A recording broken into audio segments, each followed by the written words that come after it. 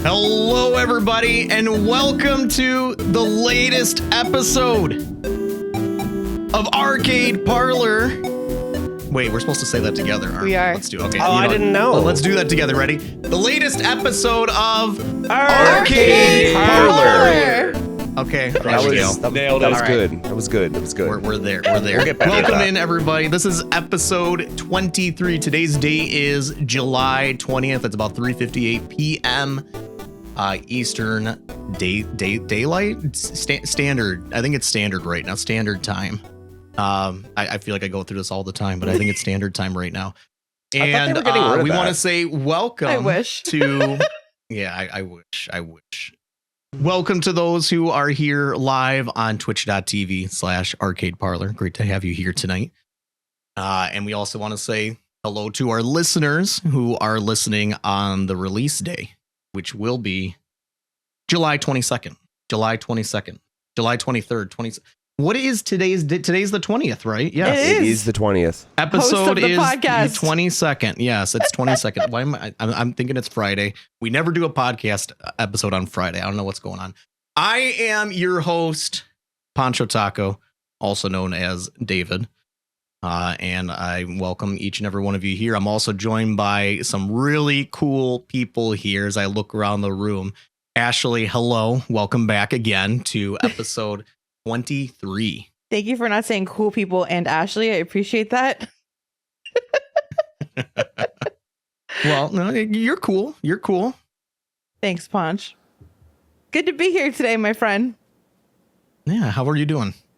Pretty good. I'm doing pretty good. It's I hear everybody on Twitch lately like, it's so hot out. Oh my god, it's so hot where I am. It's so hot out. Y'all come to South Florida and then you come talk to me, okay? You come talk to me in South Florida. We'll talk about hot. It's hot. I've been to Florida in the end of June, and it was the worst time of my life. It was just hot, sweaty, wet. It was just nasty. I don't want to like go humidity. back during the summer months. I've heard No, you I say, don't. yeah, it is. You walk out and it's just like it's almost like, am I walking through like a water level in Donkey Kong Country right now? Because you just feel like you're in a side scroller, like water level in life, because it's just so humid. It's like I like that. It's like you're in a water level in real life, Yes. living in Florida. Someone that's But- from Nova I Scotia, humidity is just like that. It is. You can't escape Yeah? it. Escape it. It's rough. Yeah, it's bad. There's nothing Huh. worse than getting out of the shower and it feels like you just got in the shower when Yes. you got out of the shower. It's rough. Oh I my hate god! that. I've been taking a lot of cold showers lately, just to beat the heat. Like I exercise every day, and I like to be outside, but I mean, like it's almost like the amount of time that you spend walking or jogging or whatever you're doing outside, it takes just as long to cool down when you come inside. It's crazy. For sure. But lots Do you- of do you- go ahead. That's what I okay. I'm gonna. This is what I do. I've talked about it recently, but it's hot out. It's like 90 degrees. I go out and mow the lawn. Right. That's I own a house, so I have to go mow my lawn and stuff. It's 90 degrees. I mow it, and I'm like, I come inside, and the first thing I do is I go into our room. I sit down on the floor. I turn on all the fans on full blast. I put the fan in front of the air conditioner, the vent or whatever, and it's blowing on me. And I just sit there. And it's like I'm dying. I need to cool off. And I sit there for like 10 minutes. And then I Sounds get nice. up and I haven't cooled off at all for some reason. I feel great in front of it. I stand up. It's It's gone. horrible. And so that brings me back to what you were saying, that then I go and take a cold shower, and that finally The best. will get me cooled off a little bit. The best. I'm very excited for today's episode. I'm super excited for our guest. Oh my goodness. Yes. Love this person, and super excited to talk about stuff going on in the gaming world today. It's gonna be a good one. There's a lot that has gone on. We haven't met in like a month and a half, which Mhm. usually we're on a monthly basis, but July's been kind of rough for us guys. We've had a lot of I was off for a week, like I was out of town for a week, and then just the next couple weekends afterwards just didn't work out. But we got our July episode here. in. We haven't missed a month yet in 2 years, so we're better late than never. Ashley, it's great to have you here. Thanks for joining again on one of our seats here. Pops, What's I'm also going joined on? by you today. How you doing? I am doing great. The last time we did an episode, I did not have air conditioning in my home, and I live in New Mexico. So I lost 5 pounds that episode. I looked great because of how much I sweat, but my house is ice. I forget that it can be like 110 degrees outside. In my house, it feels so good. Life is amazing. I recently finished a game. Did you ever play a game, get very close to the end, and then stop playing it, and you want to play a different game, but you feel guilty because you have one game sitting there, you're right at the end boss or the final stretch, and I wanted to play a different game, but I sat down and I finished Yakuza 0, and I feel like the world is my oyster. I can play any game I want now with zero regrets. So life is fantastic. I'm excited. Our guest is going to kill it today. That's like, I just want to listen to the story. We have an absolute legend here. So I'm just going to be smiling ear to ear the next couple of hours. And then I get to deal with my internet service provider, which will be fun. Everyone's favorite thing to do. So, it's going to be a good one. There's we're all streamers here. We stream almost every day, a lot of us. And it's like one of the most frustrating things is internet issues. Cause it's out of your hands. You can't do nothing. And you'll be having a great stream, and then suddenly it's just like, well, okay, I guess we're done for today. This kind of sucks. Yeah, it's the absolute worst for sure. I can deal with anything. It's horrible. You can have a jerk come in and just ruin the vibes. I'm like, I'll bring the vibes back. You can have the game be terrible, everything crap. Like, it doesn't matter. But once internet goes out or starts flickering, and now you have the best case scenario is just a long delay because you're dropping frames, and now chat is 20 seconds behind you. Nothing makes sense anymore. And so my face goes from smile to and then to a grimace. And then it's just there's nothing you could do, and then you have to deal with customer service to try to get it fixed. And you want to yell. You want to scream at these people. It's not their fault. There's just someone trying to make a living. So you have to be polite when you want to. The person you need to be yelling at is probably sitting in their pool, making a ton of money, drinking a nice drink, and you'll never get to talk to them. You have to talk to poor like Steve, who's trying to pay his bills, who it's like, have you tried? They have their list of what they have to say. And every time, did you restart your mode? I'm like, no, I lit it on fire instead. But no, positive thoughts. Sorry, I took that down the wrong way. But yeah, super excited for today. Hopefully it's something everyone deals with, so I'm not going to let it bring me down. We're going to enjoy today. Absolutely. Well, Pops, it's great to have you here. Welcome back. Welcome aboard. And we're also joined by one more person here, somebody who tried to get out of it last month. And almost finally too. Almost today. We tracked you down though, and we cornered you, and we pulled you on here. Vswed, hi, that's of me. Twitch.tv. Welcome aboard. What's up, everyone? How's it going today? I hope everyone's doing well out there. Thank you again for having me. I was actually looking forward to it so much last month, and I was super upset to have one of my parts of my PC gave out, and I had to fix it. So I'm finally here this month. Finally here. Yeah, you were. It was funny. Like I was kind of like lurking the troubleshooting that was going on. It was kind of like in your Discord or whatever, and like you had like all these people like going through good stuff. I mean, I work in IT, and I mean, you had plenty of people in there that probably know more than me, to be honest. But they were all giving good advice, stuff that I would have said to check and stuff like that. It was kind of cool to see it in real time, but.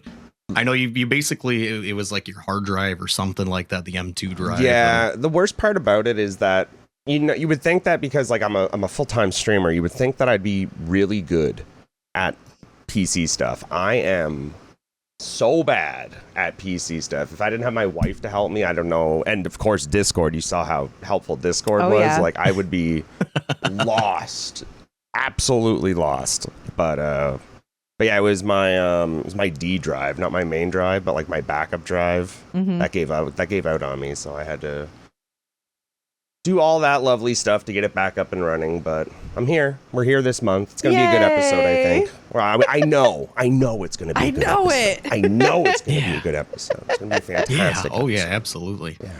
Absolutely. Well, it's awesome to have you here. We're finally able to track you down, get you on here for episode 23 today. For sure. Glad to be here. we were thinking about, we're coming up on 2 years of podcasting, which is next month, August, which we will have an episode in August. We're working the date on that still, because we do have some kind of funky stuff going. It's summer.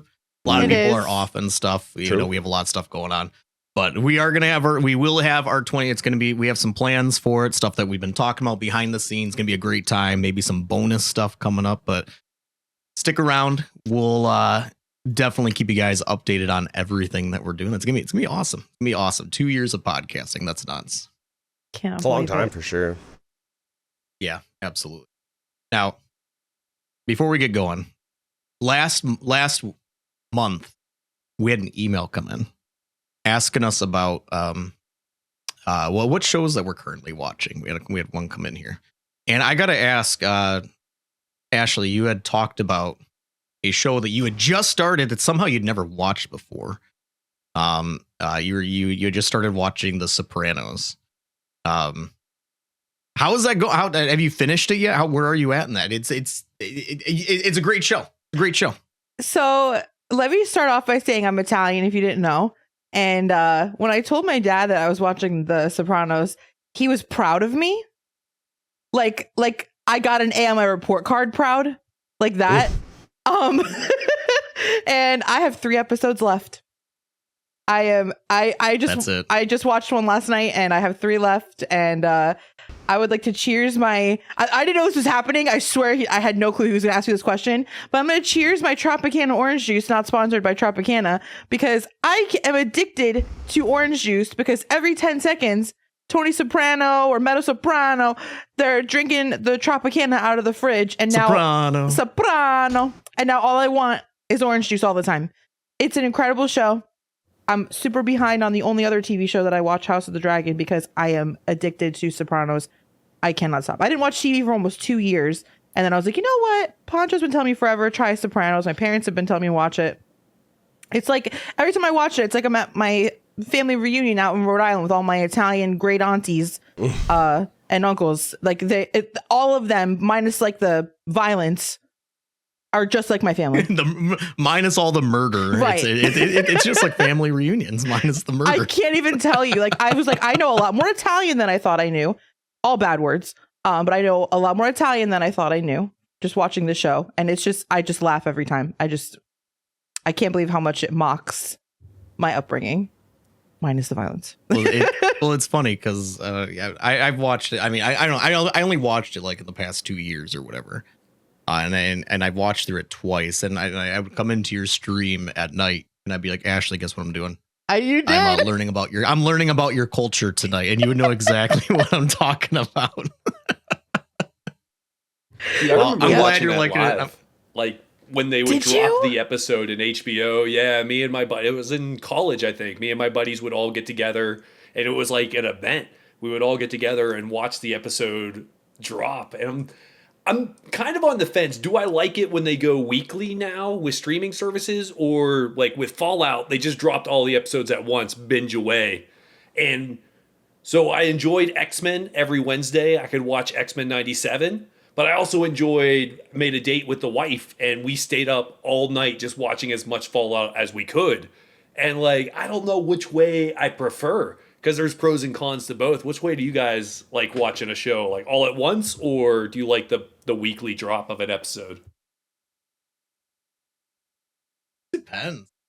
I don't know. It depends. Like, I don't know what I prefer. Obviously, I'm gonna do, if it's a highly anticipated show, I'm gonna do whatever they do. Like, for example, like House of the Dragon's on right now. I'll watch that weekly. I'm not gonna wait until it all releases. I mean, it's kind of nice to binge it all at once, I guess, but I don't know. I don't know what I prefer. It's kind of nice to have something to look forward to a little bit. Yeah, I think I would definitely rather have it all, just the whole content ready. If you want it, if you want the whole piece of cake, you get it. But if you, there's nothing worse than only having a piece and then wanting more, and then you have to wait a week or two. I can't. It's, I want more. I want it all. If I want it all, you know. What's the worst is when they release half a season all at once, and then they take like a month 2-month break and then they release the second half, Yep. whatever. To like keep your subscription a little bit The longer worst. on True. like whatever you're sub to. That's man, that infuriates me so much. That's It's just, smart of them, actually. out of just pure I don't know. I'm just gonna wait until you release it all at that point. I'm not gonna watch half. I never considered that. Yeah, actually, that's a really good point. That like subscription services. I wonder if that's like in their contracts. It's like how you have to release X amount of content so that people, have to subscribe that extra month to watch it all or something. That's interesting. I never Super considered smart. that. Yeah. As I'm watching through Sopranos, I'm like, I just can't believe like some of the episodes, like when they end and I get to just start the next one, I'm like, oh my gosh, or like in between seasons, I'm like, how could these people have waited till the next episode to see what's gonna happen now, or until the next year for the series? Like, so I feel bad, but then I'm like, it's kind of cool to see where they end things, like where they wanted you to have that cliffhanger. Yeah, that's true. It's another thing. Like, I'm not like actually huge on movies and TV. There's like a running joke in my channel, my community on Twitch that I don't watch movies. Like it's kind of a big joke. So there has been a few series where I have watched with Aura, but yeah, that's like my wife Aura. But that's kind of like me. Like I've never really been into many movies or TV. I don't know. It's kind of weird. I'm the same way. Everyone makes fun of me because I haven't seen like all the big cult classics. Me either. Like Grease. I've never seen it. Okay, that's my dad's favorite movie of all time. So I've seen that movie so many times. I know all the songs. Sweet. I know the whole thing. Like I know. But like big movies like songs. That, where everyone's like, you should have seen this movie. Pulp Fiction, like big classics that everyone's seen. Never saw that one myself. Normally, I haven't seen them, so I'm in the same boat as you. Actually, Poncho, do you remember how many DVDs I owned in my whole life? Was it for some reason? I'm thinking 17. 17, was that right? Yeah. Okay, 17. Yep. We said someday on a podcast we're gonna try to guess those 17 movies. So someday when yeah, we're gonna try to figure out what those 17 movies. Someday we're gonna do it. Someday maybe we'll do it. Maybe we'll do it on the 24. Maybe we'll do it. Maybe we'll do it on the 2 year. You should have did it on episode 17. That would have been fantastic. Smart man. Missed opportunity. It's going to surprise us. It's going to be like the complete collection of the Andy Griffith Show for some reason or something ridiculous like that. Some of them are pretty dumb, but that's another thing. If I've watched a movie, I've seen it 100 times. Or I just haven't seen it. There's no in between. Me too. I like a comfort movie. I'd rather put something on I've seen 100 times. I'm the same way. Yeah. Well, great to have everybody here. Vswed, super excited to talk to you about, let's actually jump into it. Why not? Yes. It's a good point to transition at this point. So Vswed, tell us about yourself a little bit. I know a lot of listeners, a lot of our listeners come strictly from the Mario community, a lot of Mario Maker, some SMW, stuff like that. And you're recently at least actually in that community now, but we can get to that in a minute. But step my foot in a little dabbling here and there, shuffling my way. Let's talk. Yeah, let's talk about you. Like, you're mostly a Soul streamer. Yes. Where did you start from? When you got on Twitch, what made you like want to stream? What were your first games? Oh boy, we're going down this whole this journey. Yeah. Okay, so what made me get on Twitch the first time? Can you have a guess? Oh, we love a guess. It has to do with Souls. That's your guess. But like, what specifically? If we had to take a guess, what do you think it is? If it like what game was it? Sure, yeah, or like what? Yeah, we could say that. What game? Like, it's a very specific title for the Souls series. Made me get on Twitch. Any guess? I'm gonna say Dark Souls 2. Oh, and the ding, ding, ding. We have a winner. I was looking up Dark Souls 2 PvP Fight Club rings that I could join and play in. That is what I was doing 6 or 7 years ago when I made my Twitch account. Just looking to play PvP on Dark Souls 2. That was it. That's literally why I made a Twitch account, I think. Well, that's actually, I shouldn't say that, because I made a Twitch account years before that, but I had never used it. But it existed, if that makes sense. Then I was like, I remember looking, I think it was on YouTube, at Dark Souls 2 fight clubs, and then someone on YouTube's content said, come to my Twitch, I do them live. And I'm like, Twitch, that sounds familiar. And then I remember I was like, oh yeah, I have an account on here. So I loaded it up, went on, and that's when I started using Twitch, was for that.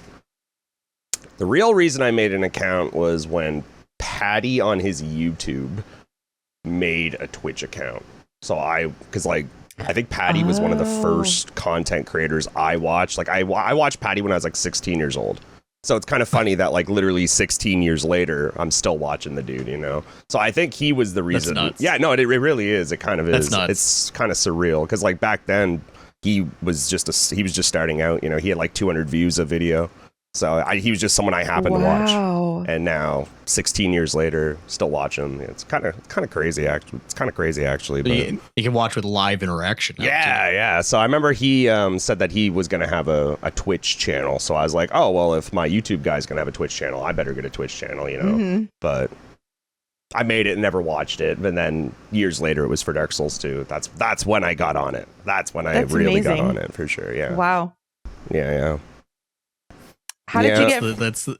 I like that it's Dark Souls 2 too. Like Yeah. I mean, everybody knows Dark Souls 2 has like this omen that like majority of people don't like it, but The you legacy. are like the biggest like backer of DS2 I've like ever seen. You're Love like Dark Souls 2. Oh, it's so good. There's so much good to say about it. It's just I don't know. What I honestly think about why it doesn't get as much love as the other ones is not because it's a bad game, but because people either A, don't understand what they're doing wrong, or B, they just listen to like their favorite streamer or their best friend that say it's bad and they just go with it. I think that's literally there's it. definitely like your favorite streamer says it's bad and everybody agrees. No, everybody agrees with literally a streamer. thing. Oh, for sure. Yeah. That's true. I've never played DS2 and I hate it. I've never played it. You've I never don't like played it? Oh man, I never have. Well, that's got to be next for you. It has to be. It's It on the has to list. be. It is on the list. Yes. What is Barb's alert about Dark Souls 2? Does he say Dark Souls 2 sucks and you know it? Something like that. Yeah. Oh, it makes me along laugh those every lines, time. I think it's a little Yeah, more that's specific, great. but yeah. Yes. Yeah. A little bit more. A little more colorful. So DS2 fight clubs got you Yes. in. That's how they got me. That's how it got me. No one's specific on Twitch for fight clubs. I can't remember. Like, it was just to find. I think it was like I was watching someone's YouTube who I didn't know. It was just of fight club content, and I was just watching the content. And then I saw that like, hey, I do this live on Twitch, and then that kind of like put the light bulb in my head. I was like, oh yeah, Twitch, that's a thing. And then I like went on Twitch looking for other fight clubs, not specifically that channel, but that's what got me back on Twitch. Yeah. And how long ago was that you started streaming? Streaming myself? Yeah. Or was that just your intro to being regularly viewing Twitch Correct. at that time? That was my intro to viewing Okay. Twitch. Yeah. And then from Okay, got DS2, it went to other people, and then it eventually led to the hitless community. Well, I shouldn't even say it wasn't a community back then. It was just one person doing hitless runs back then. That was the Happy Hob. And that's where it all went. Exploded from there pretty much. Yeah. Because like now there's thousands of people on Team Hitless that do these runs. But back then, he was the first person. And I remember sitting in his chat, looking at it and being like, this is absurd. How is he doing this? You know, like thinking like this is the best. Like, how is anyone doing this right now? And then that's what got me into finally attempting it on Dark Souls 3 years You know why later. he's doing it? Probably because he had a bet that he was going to like wax his eyebrows See, or something. So he had to do it. You got to remember that this was like 6 or 7 years ago. And back then, Hob was not Hob. Hob was like a 200, 300 viewer, wholesome streamer who did.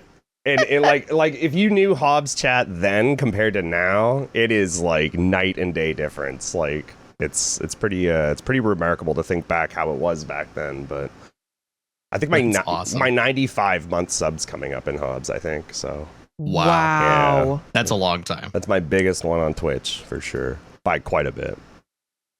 That's a long time. My Wait, was goodness. was there an original question? I feel like I just trailed off completely. Yes, really like so you're a viewer. You go on. You like Dark Souls. You see Dark Souls 2. You find the hit list. You find Hob.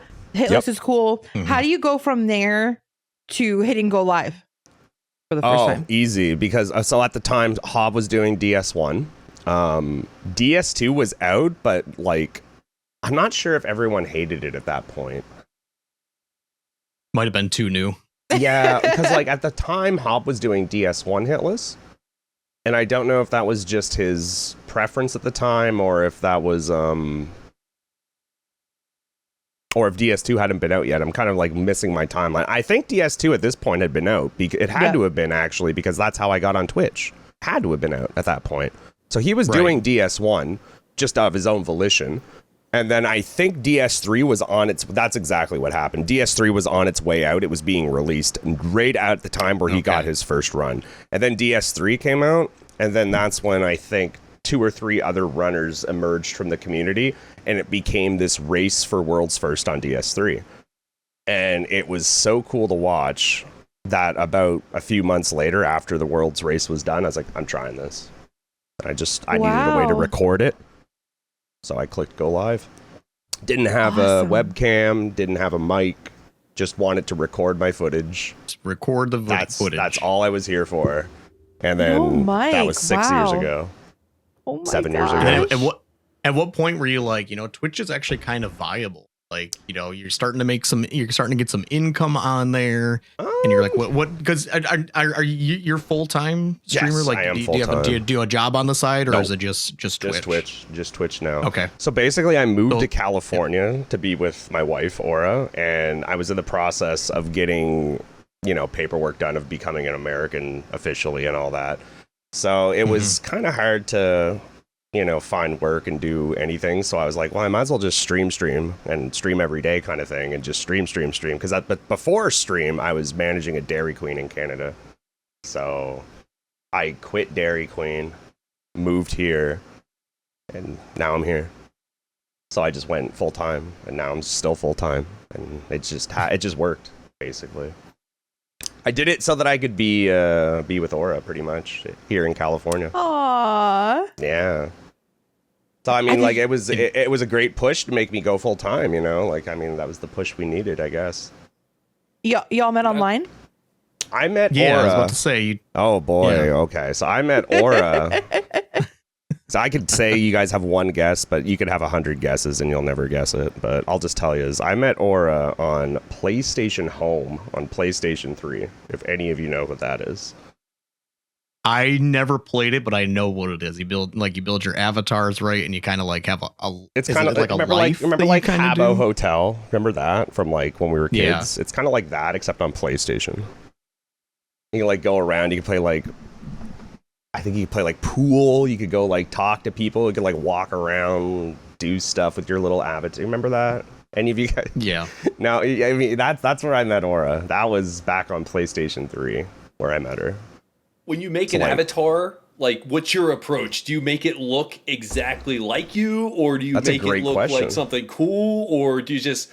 I like to put my face into just a jacked body. If I could do that, just make me look super muscular, But it's always fun to approach creating a character. Like, how do I want this to go?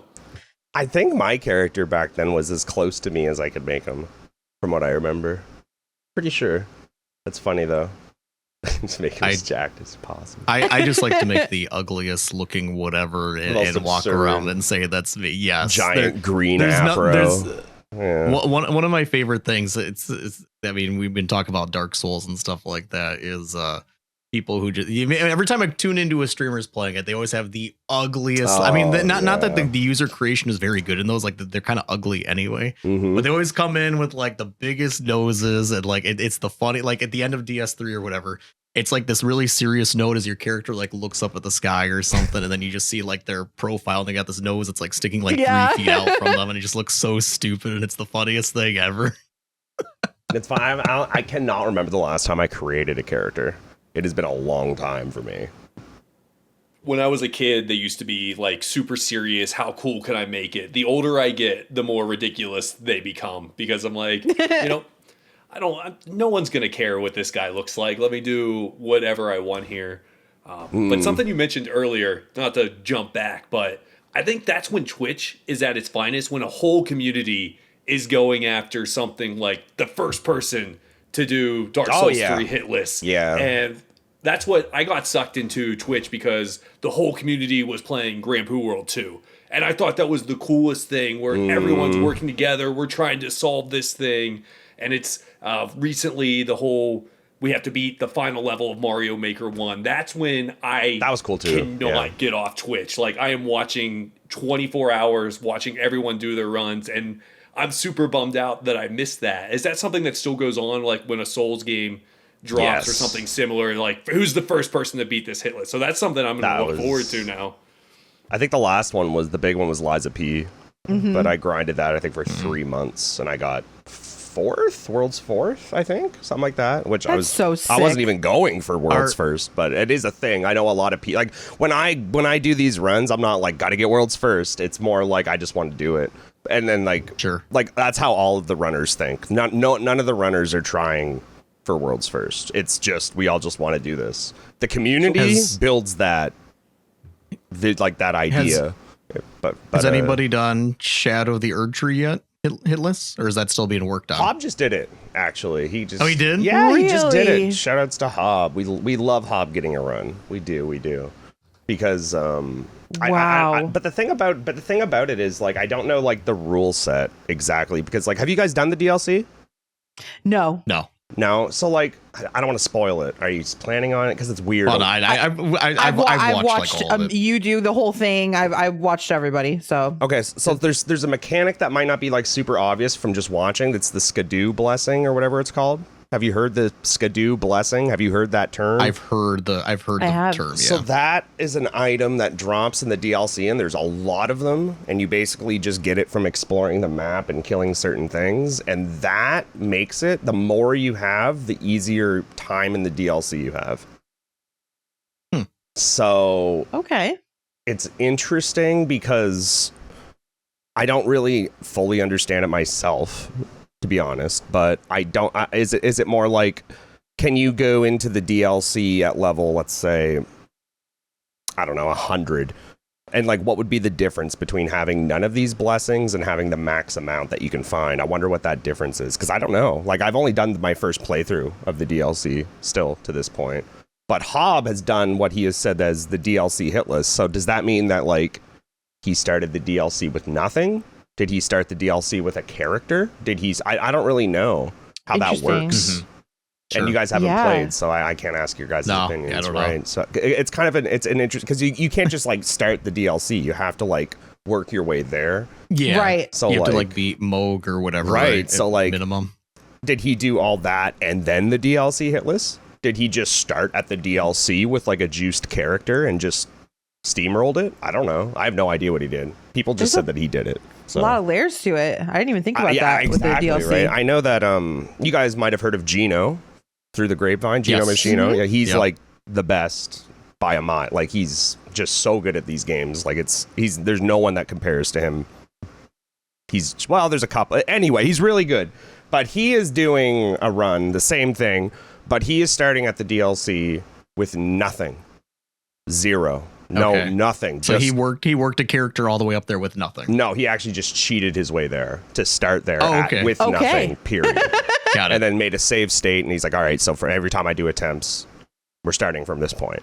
Okay. And it's like, so that is more of like a, well, that's like, is that like, it's hard to say like who's done the first hitless run, because like, are there rules for this? It's so ambiguous, I think is the word, maybe. But it's hard for me to say like what defines a hitless run in the DLC, I guess. It's kind of weird, isn't it? Because people are doing different things. So because like, I guess... Sorry. Oh, no, go for it. No, go for it. What's bigger? I was just wondering, like, with the hit list, is there like an intersection with speedrunners as well? Like, very, very seldom. Yeah. I would say what's bigger? I'd probably say speedruns, but I mean, like, the thing about speedruns is that you're like competing against everyone else's time, whereas hitless, it's just you do this goal and that's it. Once you complete that, there's nothing else. You've done it. So with Hitless, there's more so of a mindset of like everyone's there to help each other. Whereas I think in speedruns that does exist in the community, but maybe not. Like I said, I'm not a speedrunner, so I can't say if they do this or not, but they must. Like, there must be like a Discord where they share strats. There has to be, right? Because like that's what the Hitless community is. There has to be. But that's like the Hitless community is extremely open. Everyone wants to see everyone succeed. Everyone wants to see everyone do well. And I don't know if that's the same in the Hitless community. The speedrun community, because I'm not a speedrunner. I don't look over. I don't look at what they do, but I feel like that's more competitive, isn't it? Maybe, I was going to say the same thing. I don't know. I was going to say the same thing. If it's more competitive, you might not want to share strats. Exactly. Right. But I feel like I don't know. Like it's hard to hide the strats once you do them in your run. They're there for people to see. So sure. I don't know. Maybe I'm wrong. Maybe they are all very helpful with each other. But no, I mean to get back to your original question. Yeah, no. Like I would say there is a crossroads, because back in Dark Souls 3, I had done a hitless speedrun where basically the only rule was go as fast as you can hitless. That was it. Now, is that a real speedrun? Not really, but it's something, I guess. But it was just mostly you for have fun. A time on it somewhere. Yeah, a few people have done it. There's like 7 really good times, I would say, that are all under an hour. Wow. I think the record just got broken, actually, which is kind of ridiculous considering how good it was. Someone just broke it. But that's the only time I've done really speedruns. Just for fun, like fun little categories, nothing serious. I think what's cool is seeing, like, way back in the day, I'm talking like Donkey Kong Arcade and stuff like that, when they used to have high score runs, like who would get the high score. They would keep their tapes secret and submit them and say, don't let anyone else see what I did, but here's the verify my high score. Right. And it's super cool. We've kind of got away from that, where I think the majority of people are willing to, because they don't want people saying they're jerks, are willing to say like, hey, here's what I did in this section.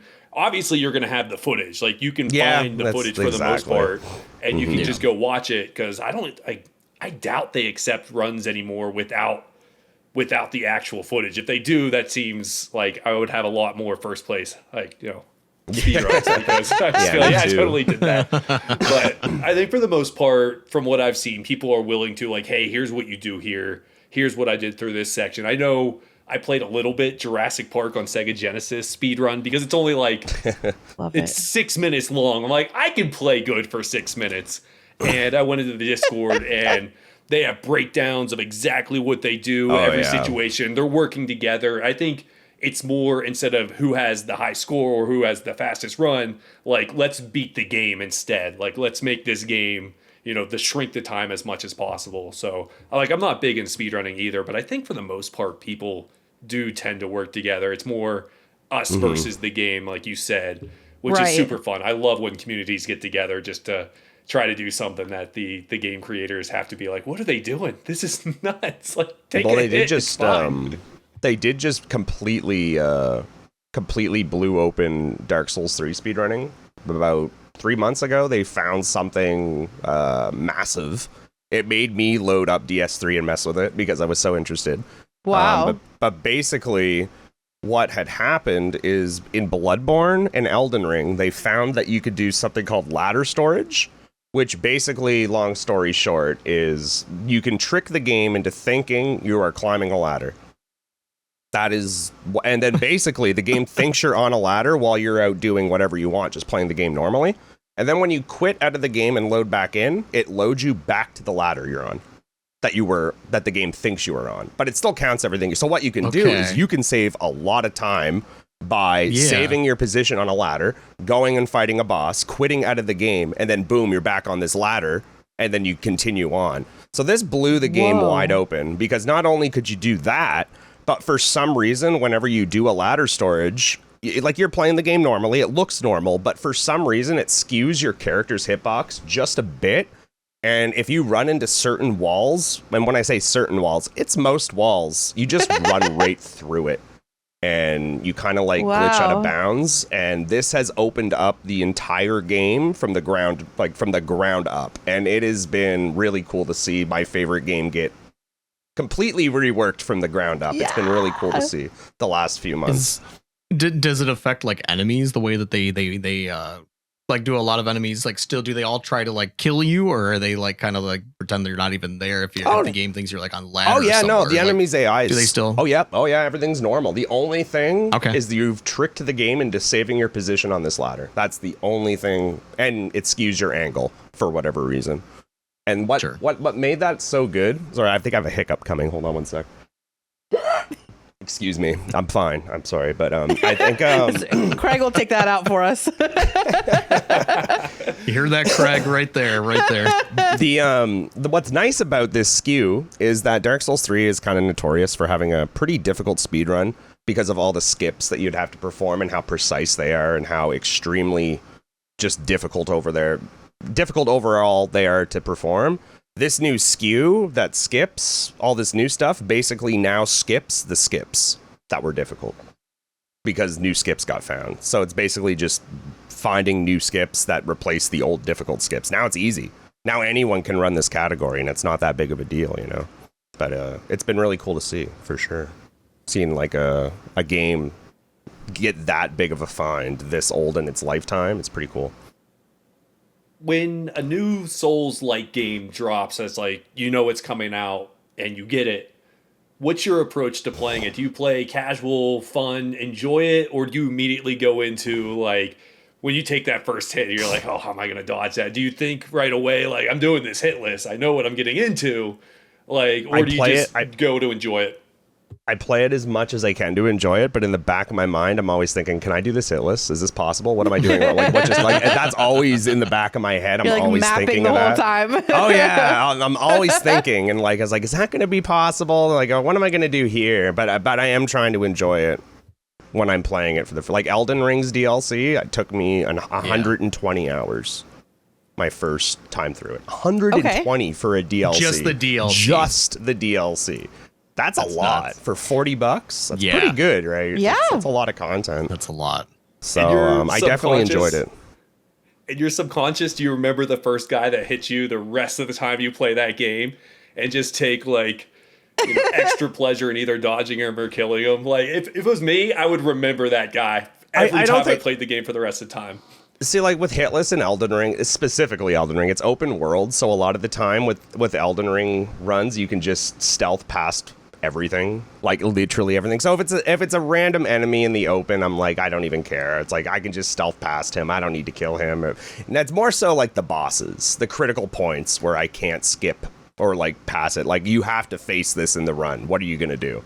Those are the ones that I'm like, okay, like what do I have to figure out here? Like, right. You know, yeah, it's funny you say that because like I you know on stream I'm just dipping my toes into Souls, likes, been fun to watch and whatever, and I've made the comment, I'm like, all right, I'm gonna play this section like I see literally every Dark Souls. I never see anybody ever fight anybody, so I'm just gonna run through this section here, and it works. Like I tune into a Souls stream and like nobody attacks anything. They just run through everything and then they go beat the boss and they just run through again. Honestly, it's the play. I'm gonna do the Souls strat. I'm just gonna run through everything here, and it works. It does work. It does. I mean, it's like when I play a Souls game for the first time, it's kill everything once. That's my rule. Everything must die one time. Just to see if it drops anything or if it doesn't respawn or, you know, so everything dies once. I actually didn't follow that rhetoric. Is that a word? Does that word work? Yeah, that's a word. Does that work? Okay. I didn't follow that when I did Neo because I realized after level 3 that all the enemies were I just copy paste the whole game. So I was like, all right, I'm running past everything. So, but like in a new game like Lies of P or Elden Ring DLC, everything dies once. Everything must go down one time. And if anybody's listening and they're not familiar with like Souls and stuff, as you kill enemies, they usually drop like in Dark Souls, we'll just use that for example, they'll drop souls for you that you pick up. Yep. And as you get further, you can spend your souls to upgrade your character unless you die. Then what you need to do is you need to run back to where you died, pick them up. But if you die while you're in pursuit of your dropped souls, they'll be gone forever. So if you're playing through a natural way, you do want to kill as much as possible because you're upgrading your character, you're building your character certain ways, and yeah, so you got to collect these things. You are wanting to kill everything, whereas a hitless run, a speed run, or whatever, you are going to run past things because you're usually playing level 1 or whatever. Plus, like, usually another like really good rule to follow when you're doing those runs is the more times you're interacting with something is the more likely you're going to get hit in your run. You know, the less interaction, the less inputs, the better. Right? That's true. Yeah. Huh. Also, you know, have you ever played Neo? I watched you No, play it. I've seen a lot of Neo 2. I don't think I've really seen a lot. I watched you play some in Neo. But I didn't get a chance to see a lot. There's a really cool item in Neo that I wish they had in Souls games, and it's when you die, they kind of have the same thing in Neo. If you die, you have to run back and get your stuff. Mm-hmm. But there's a really rare item, kind of like what's a rare item in Sekiro that you would know? I can't even think of one. It's basically just a rare consumable item that you can use, and it'll take your stuff back to you automatically. Okay. One time consumable use. I think that's a really good item. That should be in like Elden Ring, right? Sick. Yeah. That's a great item. But yeah, it's only in Neo. Sick. Wow. I know, like, Ponch is dipping his toes into it. Like, if you were to suggest to someone who maybe hasn't played the Souls game or like any of them, but is interested in, like, where's a good starting point? Like, play this game. The age-old question. I answered this question once a day on stream. Once a day. I bet. Once a day I answer this. So it's I'm going to say the same thing. I'm going to say the same thing I say to everyone, and you have to start at DS1. I have very strong opinions on DS1. I do not like DS1, but it's worth playing. I will say it's worth playing. And I always say start there because if you start at like DS3, Elden Ring, you know, late titles that are from FromSoft's good stuff, you know, and then you go back to play DS1, you're going to be like, what is this? You know, what am I playing? Yeah. You know, like, this is the clunkiest, worst thing I've ever tried, you know? So I always say start as far back as you can and go through it all. It's the best way to do it, for sure. It's funny because me just dipping in, the first one that I played all the way through credits would be Lies of P, which such a good game. So good. Yeah. It was sick. I loved it from the day I started all the way to the end. It was great. I think it's if you're just interested in Souls, like, I mean, I think it's a good starting point. It's not, I didn't think it was particularly like insanely difficult. I disagree. But okay. You disagree? Okay. I mean, for a casual playthrough, maybe I'm just a gamer. You are gaming, dude. He was gaming. I fought. I think the longest boss I spent was Romeo. Yeah, I spent the longest on Romeo for about 5 hours. He kicked butt. He was my biggest fight for sure. But then I started playing Sekiro. And I think it's night and day difference how much more difficult Sekiro is, in my opinion. Okay. Yeah. Okay. So did you know the it's stats on parrying compared to those two games? Did you know them? Yes. Yep. You do? Yep. I've definitely picked it. I mean, self-taught. Oh, okay. The actual frame difference is in Sekiro. If you want to parry, it's 13 frames a window. And in Lies of P, it's only 8. 8 frame window to hit your parry. So like that's a big difference. That's the technical. That's like a big difference. So like everyone's like, you know, like Sekiro's easier because the parry window's almost double. You know, it's pretty significant. So it's interesting that you crush Lies of P so well. That's good, dude. Hate to interrupt, but my internet provider is here to fix all my problems, so I cannot wait to catch the end of this conversation. I am super bummed out, but it is what it is. I will talk to you guys shortly. See you, everyone. Go get it All done. right, see you, Pops. We'll catch you later. So, all right. So I don't know if you know this, Swed, that I think it's so interesting that you worked like at Dairy Queen for so long. You moved to the US. You were like, what am I going to do? Mm-hmm. You start streaming every day. And then at some point during that, you realize, oh wait, I could actually this could be a thing. I was doing okay right up until the point, like I was at Dairy Queen and streaming back in Canada, and I was like doing okay. Yep. But I wasn't really streaming at an optimal time. I was like a night owl when I streamed because back in Canada, it was like I'd get off work at 11 p.m. Atlantic, which would be so late at night for a lot of people. Like it wasn't a good time to stream. And I don't even know what Atlantic time is, to be honest. I don't It's 1 hour Eastern to the right. So yeah, it's okay. yeah. Eastern. Okay. Yeah, it's 1 hour. it. So it just wasn't a great optimal. It wasn't like I didn't put a lot of work into it or effort or care, I guess. Like I wasn't like trying to push it. I wasn't trying to make it happen as much as I did when I moved here. And I mean, I have a lot of the stuff I have to owe with however, like my background, like all like this stuff is Aura. Like she makes it look good. That's I'm amazing. just the face, like she is the one that makes all of this happen. I just play the game and press the button, like she makes it look fancy and then all the stuff behind the scenes go well. But that's actually really funny. When I started streaming, I was working. I worked in ice cream for 9 years myself. What's your favorite and flavor? then coffee. Good What's choice. yours? Good choice. Mine too. Coffee. I Is it really? I worked in ice cream too. So I worked in ice cream too. I worked in ice cream. You know My Cold addiction is Stone? Haagen-Dazs coffee. Like it's bad. So It's bad. good. Yeah, it's So bad. good. Yeah. I managed Cold Stone creameries all across the southeast, and it was super cool. And then when I got into streaming too, someone set it up for me. I had no clue what I was doing, like whatsoever. I still, for the most part, don't. Like I was running back in Canada. I did eventually get my first ever mic that wasn't a PlayStation 4 ear dongle or whatever it was. That was my first mic, but like I got a Bluetooth, or not a Bluetooth, a Blue Yeti for I think $40. Classic. $40 used at a yard sale. I have one And here I somewhere. used that At a yard. Yep. And in Canada and Nova Scotia at a yard sale. My mom actually picked it up for me. She saw it at a yard Aw. sale she was at, and she was like, I got you a microphone. I was like, oh, this thing's nice. Because My heart. her boyfriend is like a professional musician. So they like know that like what microphones are good and stuff. So he was Right. there with her. And he picked it up. He's like, "Oh, I bet you Jeff would love this for his stream, right?" And I was like, "Oh my goodness, this is actually a good microphone, Like, oh wow, okay." So, and My I had dad's that a musician thing. too. What was it? My dad's a musician too, so he helped really? me Yeah, pick my that's cool. mics out That's too. cool. Yeah.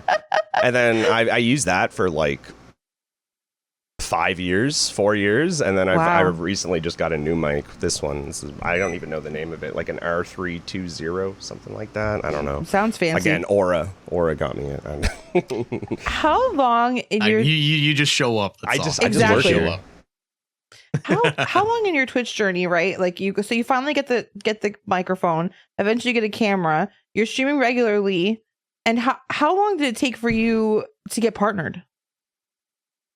Once you were like regularly streaming? It's a good question. Because like I said, I was regularly I cannot say that word. Oh my goodness. Regularly. Lee.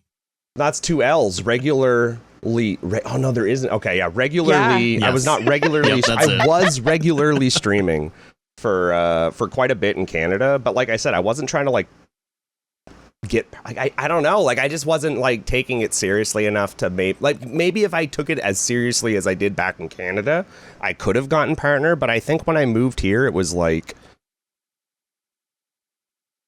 6 months maybe. Wow. Because when I applied, it only took 2 days to get the check mark, which I Oh was my told that it gosh. could be 6 months before I hear back, and then I got it in 2 days. So that was Incredible. kind of ridiculous. Yeah, 2 days. That was the fastest I've ever heard for sure. But yeah, it's like I got an email and I was like, oh wow, I'm a partner. Okay, and then Cool. Got a check mark. That check Now mark what? does stuff. That check mark. Once you have that check mark, people start talking to you. It's a thing. It really is. It's actually It is. it definitely opened a lot of windows and doors for sure on Twitch. Because like you start going into chats and these people start like recognizing you as a person Right. more, like, or as a Sure. chatter more, I guess, and they see the I check mark. agree. They're like, oh, he streams, like maybe I should click the name and see what they do. Oh, he streams It's- Elden Ring. I love Elden Ring. Maybe I'll follow It's like him. a scarlet letter that you wear everywhere that says, "Hi, I Exactly. stream." Exactly. Hello, It's great. I'm a streamer. Yeah, Which, yeah. It's for it's sure. really good. It makes a huge difference. Do you know, I was in a stream the other day. They had a redemption, and it was you can time out a viewer. It said no mods, no VIPs, no partnered streamers. No I was partner. like, whoa. Interesting. Okay. See, I have that in mind. It's just no mods because then I have to remod them, and then it's just a whole thing. But That's just a whole thing. Yeah. It's a great redemption. So, okay. So what? I don't know if you said it. Maybe you said it. I mean, what was the first hit list that you did? What was that? What was the first? First one ever was just Dark Souls 3 any %, and it was just no strings attached. Just get a hitless run. But back then when I did it, there were like rules that don't apply anymore to the real rule set, because you got to remember back then it was 3 people doing these runs and they came up with the rules. Now there's literally thousands of people that do these runs, and the community voted on a rule set. Back when I did my run, one rule that is definitely not a rule anymore is you are not allowed to use any magic. No spells, no magic in any of your runs. Like, that's just not a thing anymore. You're allowed to do whatever you want, right? But back then it was just very select, like kind of like they just wanted you to do melee only kind of thing. So it was just DS3, any % melee only. That's it.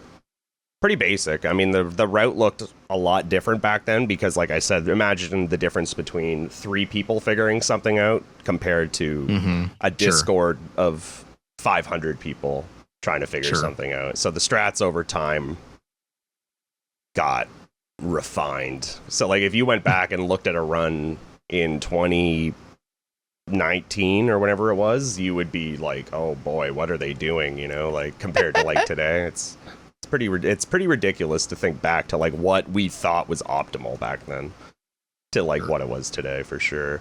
But that was my first one, and that one is lost to time. I never saved it. I just really never saved it. No record of it. I sent it in, got on the team. That's all I wanted. Didn't think I was even going to do any more. That was 6-7 years ago. I always kick myself. I really wish lost. I always wish I saved it, but it's gone. It's gone forever. But I'm on the team, so I guess that's. I mean, who cares at this point if I'm on the team? I just wish I had that first one. But I'll just do it again. Oh well. At that time, I didn't have like a face cam or anything, so there would be no like facial reaction. Right. But it would have been nice to have for sure. It's still cool for historical purposes. It would have been nice to have for sure. Oh well. Absolutely. So you're streaming Dark Souls. Years you're on the platform. And you're on a podcast right now with streamers who are primarily in the Mario community, or at least known you say for that you guys are primarily in the Mario community, but I have not seen much Mario from you guys lately. You guys have been stepping outside your guys' comfort zones lately a little bit. I think me in particular. I haven't played Mario in over a month right now. Yeah. I've which is nice. About like when was it? I don't know. About a month and a half ago, I started Liza P. and played that pretty exclusively until I finished it. Really liked it, and then I jumped into Sekiro. And I haven't played Mario Maker. I'm actually coming up on a year since I played Mario Maker 2. And then I haven't played SMW in a little over a month. I think at this point it's actually fallen off of my Twitch. Rest. Like, recently played, it actually fell off. It's been long enough. Yeah. Oh, really? It's not even that. Yeah. Oh, okay. The Grand Prix World that just you need a break after that'll that. do it to you, dude. Grand Prix World. You know what did it to me is 200 and whatever hours of Grand Prix World 3. Yep. I'm like, I loved it, but I'm like, I need a little break. I started playing some other hacks. I played a really fun one. I'm blanking on the name of it now. It was really fun. I played that one to the end. I started playing another one like halfway through. I'm like, I need a break. You played Love Yourself. This is still fun, but I need a little break. You played Love Yourself. That was one of them, yeah. Which you flew through that in like half an hour. Yeah, it was pretty quick after Grand Prix World 3. Yeah. Yeah, so, I've been on. Oh, yeah, no, go for it. No, just like, I met you, Vswed, in Poncho's chat. Mm-hmm. And I saw you and I was like, who's this person? So I clicked just like, the scarlet letter of a check mark. I was like, who's this person? Clicked on you. I was like, well, I love Dark Souls. Gave you a follow. Did not have any clue you were starting in any kind of dipping a toe in Mario at all. I went to you just to see Elden Ring and Hitless and all the soul stuff, and then I saw that at night you were doing Mario. How the heck did that happen? What made it Grand Pool 3 that was the hack? What made it that time that made you say I'm going to make a change? And was that your first diversion from Souls? So to talk about like Kaizo, like I've been following the Kaizo community for I'd say about 16 years at this point. Like I started on YouTube with people like Proton John, Dram, a dude by the name of Azurblade 49, and that was like years and years. Like these weren't even like they were literal jumble garbage levels that weren't even like they weren't even like this was like before Kaizo was Kaizo, you know. It was like the primitive time. So I was always really interested in it. I would always binge watch YouTube channels like Carl Sagan, Grand Pooh Bear, Barbarous King, like just binge, like just loved it, just ate it up. Even though I was a Souls guy, I just really liked the Kaizo stuff. I just always did, always, forever. And it was always something I always wanted to try. But growing up for my whole life, up until about when I started streaming, right until about I started streaming, I was always a console guy. Always had a console, never had a PC. So doing like ROM hacks just wasn't ever possible for me, I guess, for a long time. So it was always something when I got my PC that I was like, it'll happen one day. It'll happen one day. It'll happen one day. I'm just trying to grow my Twitch channel right now. And I know if I don't play Dark Souls today, I'm going to lose some viewers. You know, I don't want to lose viewers. I'm trying to grow a Twitch channel here. So it just never happened. And then Grand Pooh World 3 was getting made. And there was a lot of hype behind it. And at that point, I think Barb had raided me for the first time or something, and it just seemed like if I'm gonna be like networking with someone that made this game, and there's that big of a community waiting for this game to come out, I think it would be smart to try it on stream now. Like if I'm ever gonna do it, now's the time to try it. Yeah. So I just went for it based on that. That was pretty much it. I just wanted to try it. That was pretty and you much had it. never before on stream played anything but Souls? Oh, no, none. Zero. Not even off stream. Like, just zero. Period. Last time I played Mario, I was a kid in diapers, you know. I was going to say, off stream, you had never even tried a ROM hack before. Never. Wow. And I mean, I watched so much of your Grand Pooh 3 playthrough, so much of it. Watching you learn Cape Tech, like, to have your first hack ever be an expert ROM hack by the Barbarous King, and you went into it and you didn't even half it at all. Like, you were like, I'm gonna 100% this, and you did everything. And yes, it took you hundreds of hours, 300-400 hours, whatever it ended up being. Mm-hmm. But you kicked butt the whole time. I would still be on level 1 if it wasn't for chat. Like, I would still be on level 1. Teaching you about regrabs. Exactly. Like, the one thing in level 1 that I don't think I would have figured out on myself ever is the butt slide tech, where you just have to, like, butt slide, jump to go through the piranhas, but not press left or right. Like, I don't think I would have... the D-pad, I don't think I would have ever figured that out. I don't think. Yep. Maybe? Like, that's so specific, right? It's like, not intuitive. That's why. Yeah, it's not intuitive. So, like, you would think that you just keep holding to the right or something. Yeah. So, like, without chat, like, I probably would have never figured that out, you know? So there's a lot of stuff, like, without chat, there's a lot of gimmicks and, like, setups that, like, I probably wouldn't have figured out. I'm getting a lot better now, though, for sure. Like, I can see a setup and be like, okay, I gotta do this, then that, you know? Like, I can... Because you've done a few now. You have a few under your belt, a few hacks under your belt I've now. Done Grand Pooh World 3, El Dorado. Mm-hmm. One was a hack, but it wasn't Kaizo. What is it? A Plumber for All Seasons. That doesn't really count. Oh, yeah, that's a cute one. We played Up the ROM hack, which I think might be my favorite hack that I've done over Grand Pooh World 3. Simply because Grand Pooh World 3 was harder, like too hard for me, you know. It was just too hard for me, right? Like it was really, really hard. So great ambitious, hack. But you did it. So good, but Up the ROM hack, if you guys haven't tried it, you should try it. It's really fun. I have not yet. It is really good. Sweet dude made it. If you guys I was have gonna seen say, I Sweet's think so Sweet cool. Dude made that one. Yeah, He's cool. he did. It's fantastic. It's so good. And now right now I'm finishing. I'm on the final level of Celeste.smc, which is You've been on that final. You've been on that final level. Months. Like it's like Months. half the game, isn't it? It's It like is, just never actually, ends. it is over half the game. It's also optional, so you can beat the game and then not do the extra content. But the only way to unlock the extra content is by collecting all of these strawberries or something in like the base game. Right. So I said, Okay. screw all that, and I got Mr. Mighty Mouse to send me a save file with the extra Yeah. levels on it, and I just did There you that go. instead. But the extra levels, because the first few levels, as well made as they are, they're just not that challenging, and like, I don't want to say fun because they are fun, but it's just there's something about Kaizo mixed with Celeste that makes for a lot of blind jumps, and I don't know how I Sure. feel about it. Understood. It's why I never played that hack. It's been suggested to me so many times, and I love watching that hack, but I never played Celeste. I don't play games like that ever. Like the It's- closest thing was Super Meat Boy for me, and I don't know that I personally want to play that mix. And for I've never me. played Celeste either. Yeah. Yeah, I've never played it. The hack itself, I said, I was really fun. The whole time I was like, yeah, I'm enjoying it, but I can't wait to get back to traditional Kaizo levels. The Sure. final stage, though, the one that you mentioned I've been on for a long time, is phenomenal. Like, it is so good. I would recommend playing it just for that level, for sure. But like you said, I've been there for quite a while now, and I'm on the final section. I'm on the final screen, and it's 1:30 straight without a checkpoint. And that's it's a Oh my long goodness. That section. was when you played Grand Poo World 3. What level did you spend the most time on?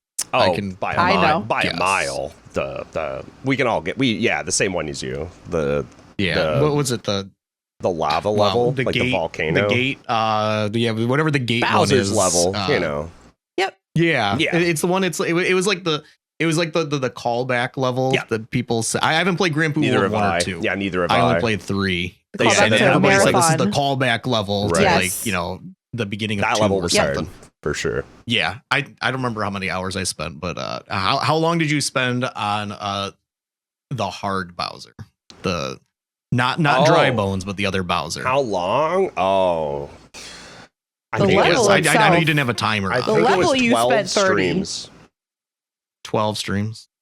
I think it was 12 straight streams of fighting them.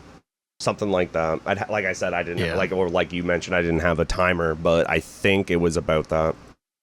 I Okay, think so. I had a timer. It took me 35 hours to beat. 35. I mean, that's Um, probably about where I All right. was, if not less. Yeah. It was a long It time. was for anybody who doesn't know what we're talking about. There's Grand Poo World 2 had a difficult Bowser fight at the end that people still talk about, and then so Barb made Grand Poo World 3 with this as an optional boss. It's not required to get to credits or anything, but he like took all the dials and turned it up to 10 on everything, and it's insane. A lot of people struggle with it. Some people, there's always the people who beat it relatively quick. Speaking of against 35 hours, like 35 hours of just looking at one screen is a lot. There's always people who beat it way faster because they're just, Right. they're they're gamers. They've been playing Kaizo forever. I've only played like 6 hacks or something, so it was it was an adventure, and that was something else. Can I just say, for the record, shout out to Mr. Mighty Mouse, former Arcade Parlor guest, current Arcade Parlor friend, who's every person sitting here right Current. now, current Arcade Parlor friend, every person in this room right now has been helped by Mr. Mighty Mouse. My first hack ever, Love Yourself. It was a baby hack. He could have been doing anything in the world, and there he was helping me learn how to regrab.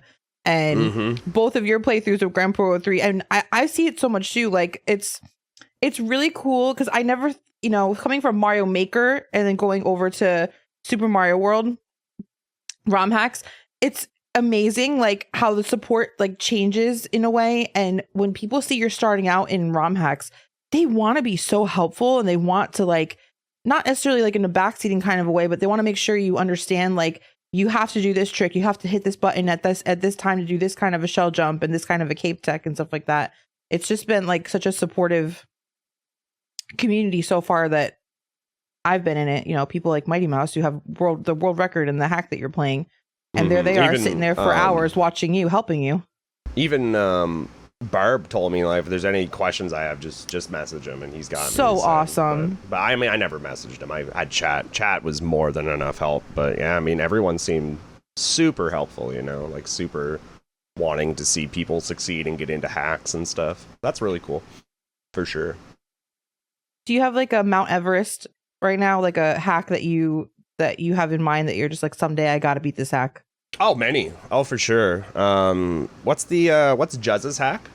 Invictus. That's one. Grand Poo World 2. And one day, maybe I would like to do some of Panga's stuff.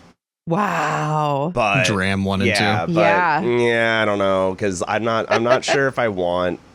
That gets more into like boomer hack territory to a like degree, if there's not quick saves or quick dats, I don't know. Like maybe if I get a bit better, I'll go to them, you know. But like as it stands right now, I don't want to do that. I don't think. Not yet. That's kind of why. That's another reason I don't want to do Grand Poo World 1, you know.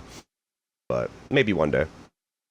Invictus, Grand Poo World 2 are my 2 big Mario hacks, and the run I'm doing on Elden Ring right now, of course, is my Everest. But sure. Well, of course, yeah. Yeah, that's like a whole other thing. Yeah, I don't know. I finished Grand Poo World 3. I don't know, like 2 months ago now, maybe something like that. Shortly after you. I wasn't terribly far behind you, and that was kind of my Everest. And like I still enjoy Mario, but I'm still waiting on some inspiration to kind of go back and play some after that. I'm telling you, it was a long time. Up the ROM hack. I'm telling you. Yeah, trust old Vswed. I think I actually did download and put that on my Mister after watching you play it a little bit. It's a good one. It is on my device, so I can boot it up at any time. You should. It's definitely a good one. I'm gonna do it after this. But I've enjoyed. I mean, like I said, I played Liza P. Game was awesome. I just played through it regularly. I don't plan to do hit lists or anything. Like I would hope not. What's that? I said I would hope you're not trying to do hitless Liza P, because like that is just don't. No, just do Elden Ring. Just do Elden Ring. It'll be much better. Anyone can do that, and you can do Elden Ring. You got it. You could do that in less than a week, easy. The week tops, yeah, that's literally. I guarantee it, with like specific help, and if you actually put time in, week tops. Friend of mine did it in 3 days recently from scratch. So it's not that bad once you like know what you're doing. 3 days. It sounds bad, trust me. Hitless, that sounds, but it's Elden Ring. It's not Dark Souls. Dark Souls is a lot more involved. Elden Ring, you can just grab this, cast these 3 things, and then you deal 9999 damage. And then the thing's dead. It's not that bad. Yeah. I have one. It's pretty ridiculous. I have one question for you. It's not game related. Coming from Canada, right? And you're in the US now. But congrats on your citizenship, by the way. Thank you. Congrats. What do you miss the most? Is there a food? Is there a luxury? Snow? Really? Yeah, yeah, snow. Oh yeah. Wait, you went from Nova Scotia to California. Wow. Yeah. Nova Scotia. Snow. I mean, I don't miss shoveling snow. Right. And I don't miss driving in snow, but the actual like atmosphere of snow and like having snow, I miss. Yeah. Everything that comes with having snow sucks, but like snow itself is cool. Yeah. Yeah. I think I don't know if I said it on here, but the best investment I've ever made in my life was a snowblower. Yeah. I knew that was coming. My house. It's we have the driveway. It's a single car driveway that goes through the front yard, you know, standard front yard length, whatever, and then it runs up the side of the house, and then it opens up into like a 2.5 car going into a garage behind the house. So like you have the whole length going all the way out, and then it's like, man. Me and my wife, we'd go out there and we would shovel for like 3 hours. And then that was the first year we moved here. Didn't have money to buy a snowblower. We just bought the house, whatever. And then so the next year I bought a snowblower. 20 minutes. It was all done. 20 minutes. Amazing. What a difference, right? Luckily, growing up in Canada, shoveling the driveway took I mean, not always, I guess. It all depends how much snowed, but I don't think our driveway was too big in comparison to some other driveways, so we were a little lucky on that. Mm-hmm. Sure. Other than that, food-wise, like I want to say poutine, but like there's poutine here that's real poutine, so I can't even say that. So I don't know if I've actually ever had poutine. I haven't. It's like fries with. I don't think it's really a big thing on the East Coast. Maybe I don't know. So I don't really see it anywhere when I go out. It's just not a thing. there is actually one. Wait, did you say poutine? Is that what you were referencing? Yeah. Poutine. There's a place here with poutine. What makes poutine really is the cheese curds. If you don't have cheese curds, it's not poutine. So you need cheese curds, which I don't see much around here for cheese curds. But gravy, French fries, just Culver's, cheese curds. Like I've seen like gravy, French fries, shredded orange cheese. What's orange? Not mozzarella. Cheddar. Orange? Cheddar. Yeah, Gee, yeah. I couldn't think of the word. Cheddar. Yeah, like and that's not poutine. But like people served it as poutine. I'm like, this isn't poutine. This is some. This is not poutine. The only Americanized. other thing. Yeah. The only other item that's very specific to where I live is called Pictou County pizza. Basically back home we would make our pizza with brown sauce is what it was called. The sauce is comprised of like I don't really know like the complete ingredient list of it, but the brown sauce is a game changer for sure on pizza, and that is it just simply does not exist here. Period. Like it's just is it like it's a gravy? No, it's like more spicy than anything. Oh, like you know how like red sauce is zesty, tangy Sure. usually Yeah. zesty. Yeah, this is more like spicy. Ooh. It's more like I think it's more like I don't want to say what it is and then get it wrong. But I think it's like it's very brown. There's lots of like in the sauce itself. There's lots of like onions and like I hate mushroom, but there's usually mushroom pieces in it. Even though I hate mushroom, Yeah, you don't it's know very about it. small I hate pieces. it too. Yeah. You probably don't need mushroom in it. It's probably just there for filler. But like you'd have to maybe Google it. But like that is one thing for sure that I've noticed here is that the pizza is lacking compared to back home. Here. Wow. Very lacking Really? here. Yeah. Oh yeah, it's bad. It's pretty bad here for pizza. Would not recommend pizza here. That must I've never be like, had pizza that came close to back home here. it must be ever. big lore in your stream because when I asked you that, I peeked over at our live chat and people were all saying brown sauce pizza. Oh yeah, it's not only that it's big lore. It's like because like everyone says the same thing. It's like brown sauce. What do you mean, brown? Like I that had to sounds know. disgusting. Well, I mean, like that doesn't sound appetizing Right, too, no, does it? Like, it's- oh, just put some brown sauce on my pizza. and then- Like, come on. So there's like there's a friend of ours in the community who's a really good chef, right? And like he posts a lot of Discord photos in my food section.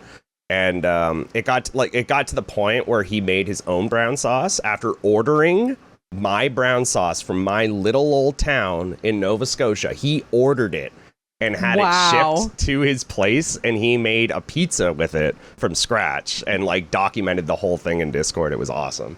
And then eventually, just recently, about a month ago, he made his own batch of brown sauce from scratch. Mr. Hound of Cullen is his name, but it turned out really good. Wow. That's pretty cool. That's But he awesome. vouches for it. It's really good. So I believe you. you'd have to try Would it. try. You can order it. They ship it like worldwide. Like it's like a thing. Like they sell it for some. Like it's kind of famous. I don't know. you just put it on your pizza and that's it. Yeah, it's just think red sauce, except it's brown and not zesty, spicy. It's spicy and savory, I would say. Sounds kind of Okay. good. It's very good. Highly recommend. If anything, just try Googling it. It's really good. Just look up brown sauce. Pictou County Pizza is what'll probably come up because that's the name of the County. place. Pictou County Pizza. It's good. Love Shout outs it. to Pictou County Pizza. What else? I think that's about it as far as like Canadian cuisine goes, or like things about Canada I miss. Family Oh, and friends, okay. I guess. I don't have any family or We're- friends here other than my wife's side of the family. But other than that, about all good. We're talking about you moving to the U.S. Like I got to bring something up that I heard about last night. I was in your stream. Mm-hmm. You said in Canada, yep, always a great time. You know, you had a great time in Canada growing up. Yeah, you come to the U.S. and within 4 years, you've gotten into like how many altercations and like fights with people? Like you're talking dude. like I made the joke last. I was like, it's like you're taking America on one at a time. At least 5 altercations. At least 4 or 5 altercations. Physical altercations. Yeah, me. No. And I was talking about it on stream last night. In my whole life, I have never been in a fist fight. I've never had qualms with anyone ever. My whole existence on this earth, I am the most friendly, lovable dude that you'll ever meet. But once you get on old Vswed's bad side, look out, dude. That's all I'm going to say. But yeah, I mean, it was nothing that I not insinuated, instigated. It's nothing that it's nothing. Sure. I'm so bad at words. It's not something that I instigated. It was just I just had a reaction to it, I guess. And yeah. And I feel like all the things that happened were justified reactions as well. Very justified reactions, I would feel. I don't know if you want me to go into detail about them or like what happened. But like, I just want to know where. Like where? The first one happened at Walmart. Oh, okay. Never mind. Well, that's just a general Walmart experience. Yeah. And it had nothing to do with me. I just witnessed something horrific and had a response to it. And I just couldn't. Wow. I couldn't let it slide, I guess. No, good for you. I just couldn't let it slide, dude. Had to step in. All that happened, like, it's a long, there's no way to, like, shorten the story. That's the issue. Because, like, if I shorten the story, it's just going to lead to more questions. Like, that's the short version. Just tell us. People, listeners are wondering. Okay. Maybe you get into an altercation. Okay, so basically, I went to this story, dude. Okay, I went to Walmart to get a lime cucumber Gatorade because back in Canada they don't have lime cucumber Gatorade, and that is like the one thing I found here that is like. I found many things here I love in terms of food items. Lime cucumber Gatorade is game changer. Anyway, Besides the point. I was going in there just to get a lime cucumber Gatorade. That's it. Got my Gatorade, got in line at the self-checkout, was just standing there doing my thing. All before there was this altercation throughout the store of this guy that was clearly intoxicated on something. I don't think he was drunk, but he was probably... had taken something, and he was running away from this giant biker looking guy that kind of resembled the Undertaker from like when Undertaker in the WWE/WWF was like on his like motorbike era. Oh yeah, sure, yeah, that Undertaker. That is who this guy looked like. That one. Okay, good picture. Good picture. He looked like him. This dude, like, he was probably like 70 years old. He was scary looking. Like, this guy was big, and this little dude was running from him throughout the store. And, like, I was just getting my Gatorade. I was watching it happen, you know, like, it was kind of like, okay, California, you know, whatever, right? Like, something's happening, no big deal. And the altercation was moving throughout the store, and it was very clear that the guy wanted him to stop, but the guy that was being chased didn't want anything to do with it. Like, he just... Was it like a full-on run? Like, he was just running, or was he just kind of like at a distance, like 10 feet, kind of like egging him on? They were kind of walking at each other? Distance. Okay. Like, it was like, like the Undertaker was like walking towards him, not letting him out of his sight. And this guy was pretending to like shop. Like, he was like grabbing items off the shelf saying, leave me alone, I'm just here to shop, like just doing weird stuff. What? Like, didn't make any sense. And I was just sitting there kind of watching it, grabbed my Gatorade and went and got to the checkout because, like I said, it's California, this stuff happens daily, like it's not a big deal. Sure. So I get to the front, I'm like, all right, doing my thing, waiting, and then all of a sudden the commotion moves to the front of the store. This guy like blows by everyone that's waiting in line at the self-checkout, goes in front of everyone that was waiting, goes to one of the machines and starts checking out his items that clearly he is not actually purchasing. He's just he's very scared for his safety from the Undertaker and is just trying to act like a citizen. Like, he's like, I'm just ringing my stuff in, dude. Like, like, he's just, nothing makes sense at this point. He's clearly deranged. He's on whatever he's on. The Undertaker just wants his money. I'm just sitting here looking, right? Eventually the store people like separate the Undertaker from this guy. Because, like, at the end of the day, they don't want the violence to go in the store, and that's what they're telling the Undertaker. Right, exactly, They're like, you can't do this here. You can't. You got to wait till he's outside or something, dude. And the Undertaker's like pretty much complying with this. Like, he's a big dude. He's just scary. Like, you don't want it. You wouldn't want this guy chasing you in a store for sure, or outside for that matter. And all in about 5 seconds. I know this story's long. It's. Oh no, you're good. In about 5 seconds, this guy that had all these things in his hand that was clearly not buying them pushed past us. This all happened in about 5 to 10 seconds. So they pushed past me, and at this point, I'm just trying to get my lime cucumber Gatorade. That's all I want, you know. And this guy is not only causing a scene, but he is now pushed past me to cut in line to make me have to wait to get my lime cucumber Gatorade. So that alone was like, oh man, like not the Gatorade. You're pushing me right now, dude. But it's fine. You know, you got the Undertaker after you. I get it. You're fine. You know, cut in front of me. I'm gonna let it slide this one time. So one of the, I don't know if you guys have this where you live, but here, because like back in Canada we don't, but there is like a job position here where like someone kind of just stands near the self checkout and kind of just monitors it, I guess. That didn't exist back home, so that's like a thing here. Right, and then it just happened to be probably like a 70 or 80-year-old lady, just this little old deer, just little old deer, and she goes up to the deranged guy, right? Oh no. And the deranged guy, like Stone Cold Steve Austin, opens a Red Bull and pours it all over his face and in his mouth. And then Triple H spits it in her face. And when I saw that, something inside me just kind of... It just flipped. Just something happened. And before I knew it, the guy was on the floor. And I don't really know it. Like, I just put him on the floor. And... You're a hero. That was like the first time that I've ever like had a reaction. Something like that. What came of the whole thing, there was a lot of aftermath, but the TLDR is the Undertaker didn't get his money. The guy got arrested, and I got my lime cucumber Gatorade. There we go. That is the TLDR. I got the Gatorade. The guy went to jail in the cop car, and the Undertaker didn't get his money. You know what? You avenged a little old lady. I couldn't believe it. He spit in her face for no reason. Who does that? I'm mad thinking about it. Like, it's just, it'll always stick with me.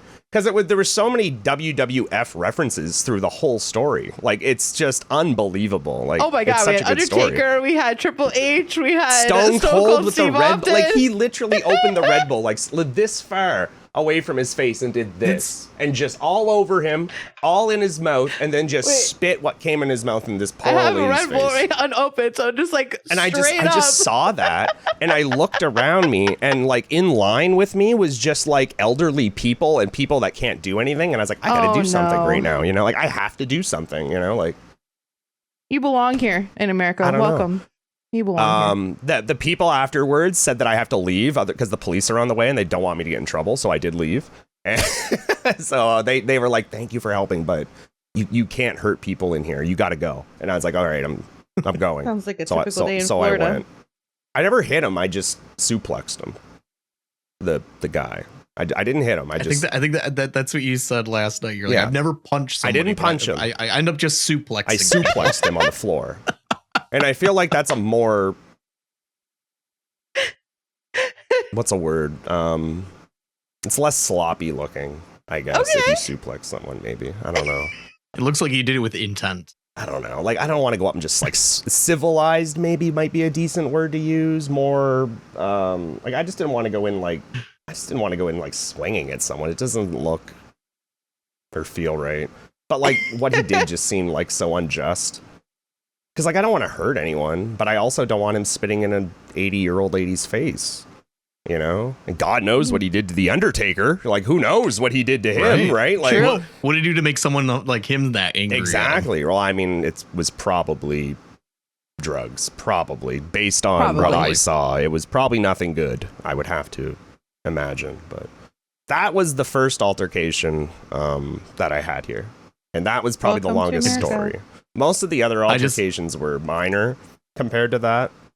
But that was the big one. I just love that you said that you spent like 28 or whatever years in Canada. Not everything is like Zero. great, Perfect. beautiful rainbows and happiness. And then you go to the US and it's like, just, I don't know, it's like this mob of just when fights. And when I moved here, when I moved here and I like after I was here for about a year, I told Aura that like growing up, I played a lot of Grand Theft Auto.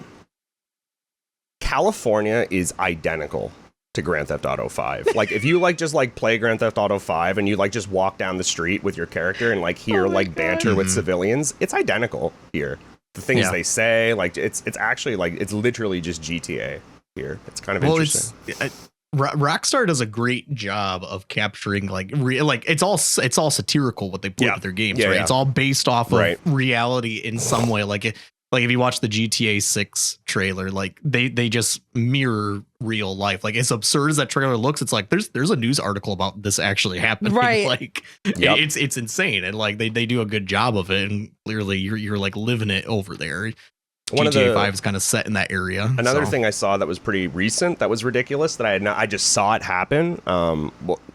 I guess I could talk about the guy that I saw that died, but that's a different story. But I know it's been a couple years since but basically I get my coffee at Starbucks every day.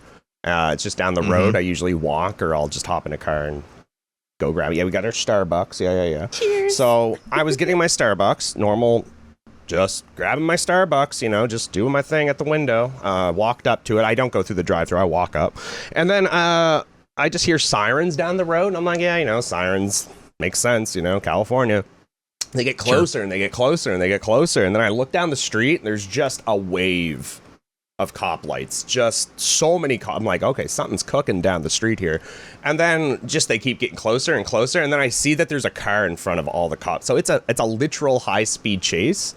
And this dude T-boned someone at the intersection straight out of a movie. Like, it was such an impact. The noise that it made was just horrifying, and he kept going. It is horrifying. He never forget. Going. And like hearing a car accident. Yeah, it was the loudest bang. Like it sounded like a bomb, and he just kept going after he T-boned him, and followed by like 6 cop cars. And I was like, "This is Grand Theft Auto. We are living in Grand Theft Auto."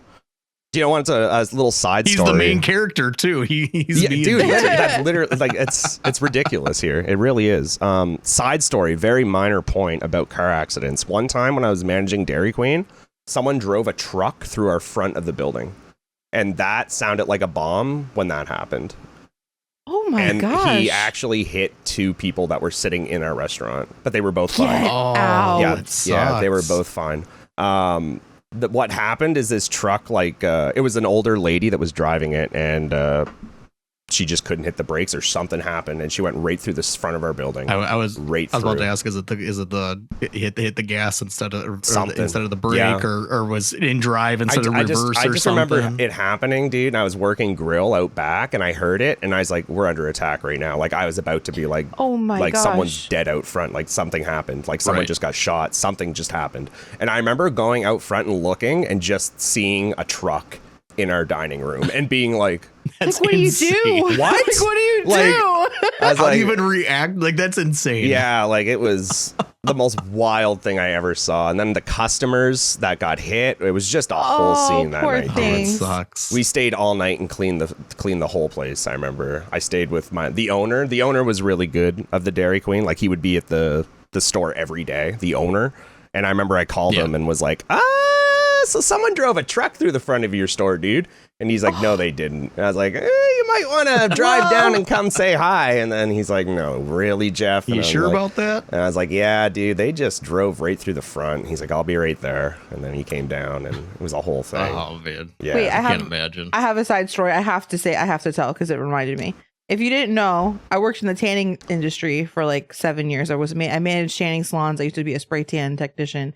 And one day I'm working at the front counter at one of my tanning salons, and this lady's car, I look, and under the hood, there's just flames coming out. Not huge flames, but little flames. And I was like, oh my God. And I didn't know what to do. So I'm knocking on the lady's door of her tanning bed, and she's not answering. I shut her bed off. I'm calling to her. She fell asleep in her tanning bed. I could not make this up. Fell asleep, did not wake up. all of a sudden, boom, outside. The car just explodes.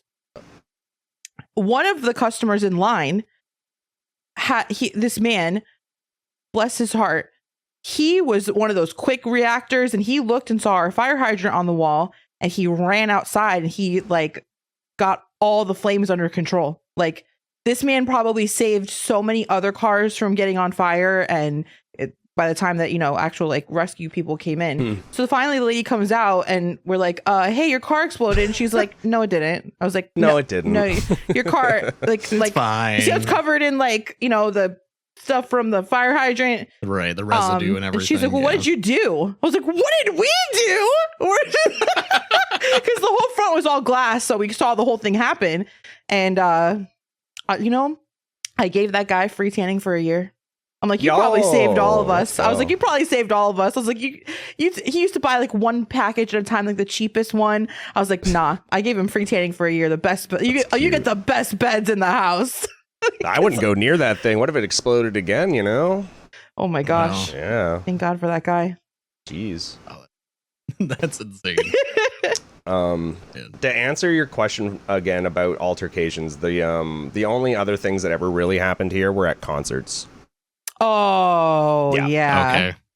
Okay. That makes sense. Yeah. I listen to the same kind of music that you do, and concerts at like a hardcore show like that, the altercations that can happen, they're terrifying because there's big dudes in those crowds. Mosh pits happen. They're already violent, and like you get somebody who's had a couple too many to drink, you knock them the wrong way, and it's just chaos. Mm-hmm. Luckily for me, like, they weren't major altercations. Well, one of them kind of was, but okay. Well, I mean, both of them were kind of bad, but they're not worth, like, there's no story. There was just Sure. It can be rough. Altercation. It happened all like within Yeah. There's no need to like. The Walmart story is a great story, but nothing like that happened ever again. Wow, Yeah. American Walmart. It's just so funny with the Undertaker and Stone Cold and Triple H. It's just So just all these references. it's just such a good story. It paints a picture. It really paints does. a picture It for really- everybody. It does. Everybody knows exactly what. I'll always happened remember doing seeing that. him for the first time, the Undertaker chasing this guy, but I was thinking in my head, like, dude, I'm so glad I'm not that guy. And I just like kept going and just like did my thing, you know. I'll always remember seeing him. Like, I'm so glad that's not me right now. Getting Great chased by the American hero now. Undertaker. That's awesome. That's awesome. Quite the story. One thing we wanted to talk about a little bit here is the Nintendo Direct. We've had a lot that's happened since our last episode. It's been like 45 days, which is unusually long for us to have episodes out. And one thing we got to talk about is Nintendo had this Direct that like a lot of people really. Do you follow? Are you into Nintendo at all, Vswed, or are you kind of? What is Nintendo Direct? Okay.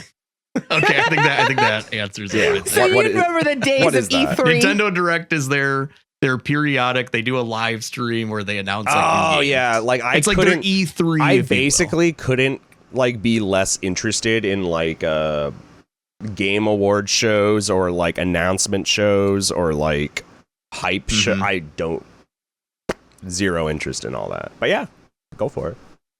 I think there's a couple things that we at least have to talk about. At least touch on. That they announced. I just don't watch the shows. There's a couple things. Let's start off with. Well, I don't know if people really like this, but Super Mario Party Jamboree. Jamboree?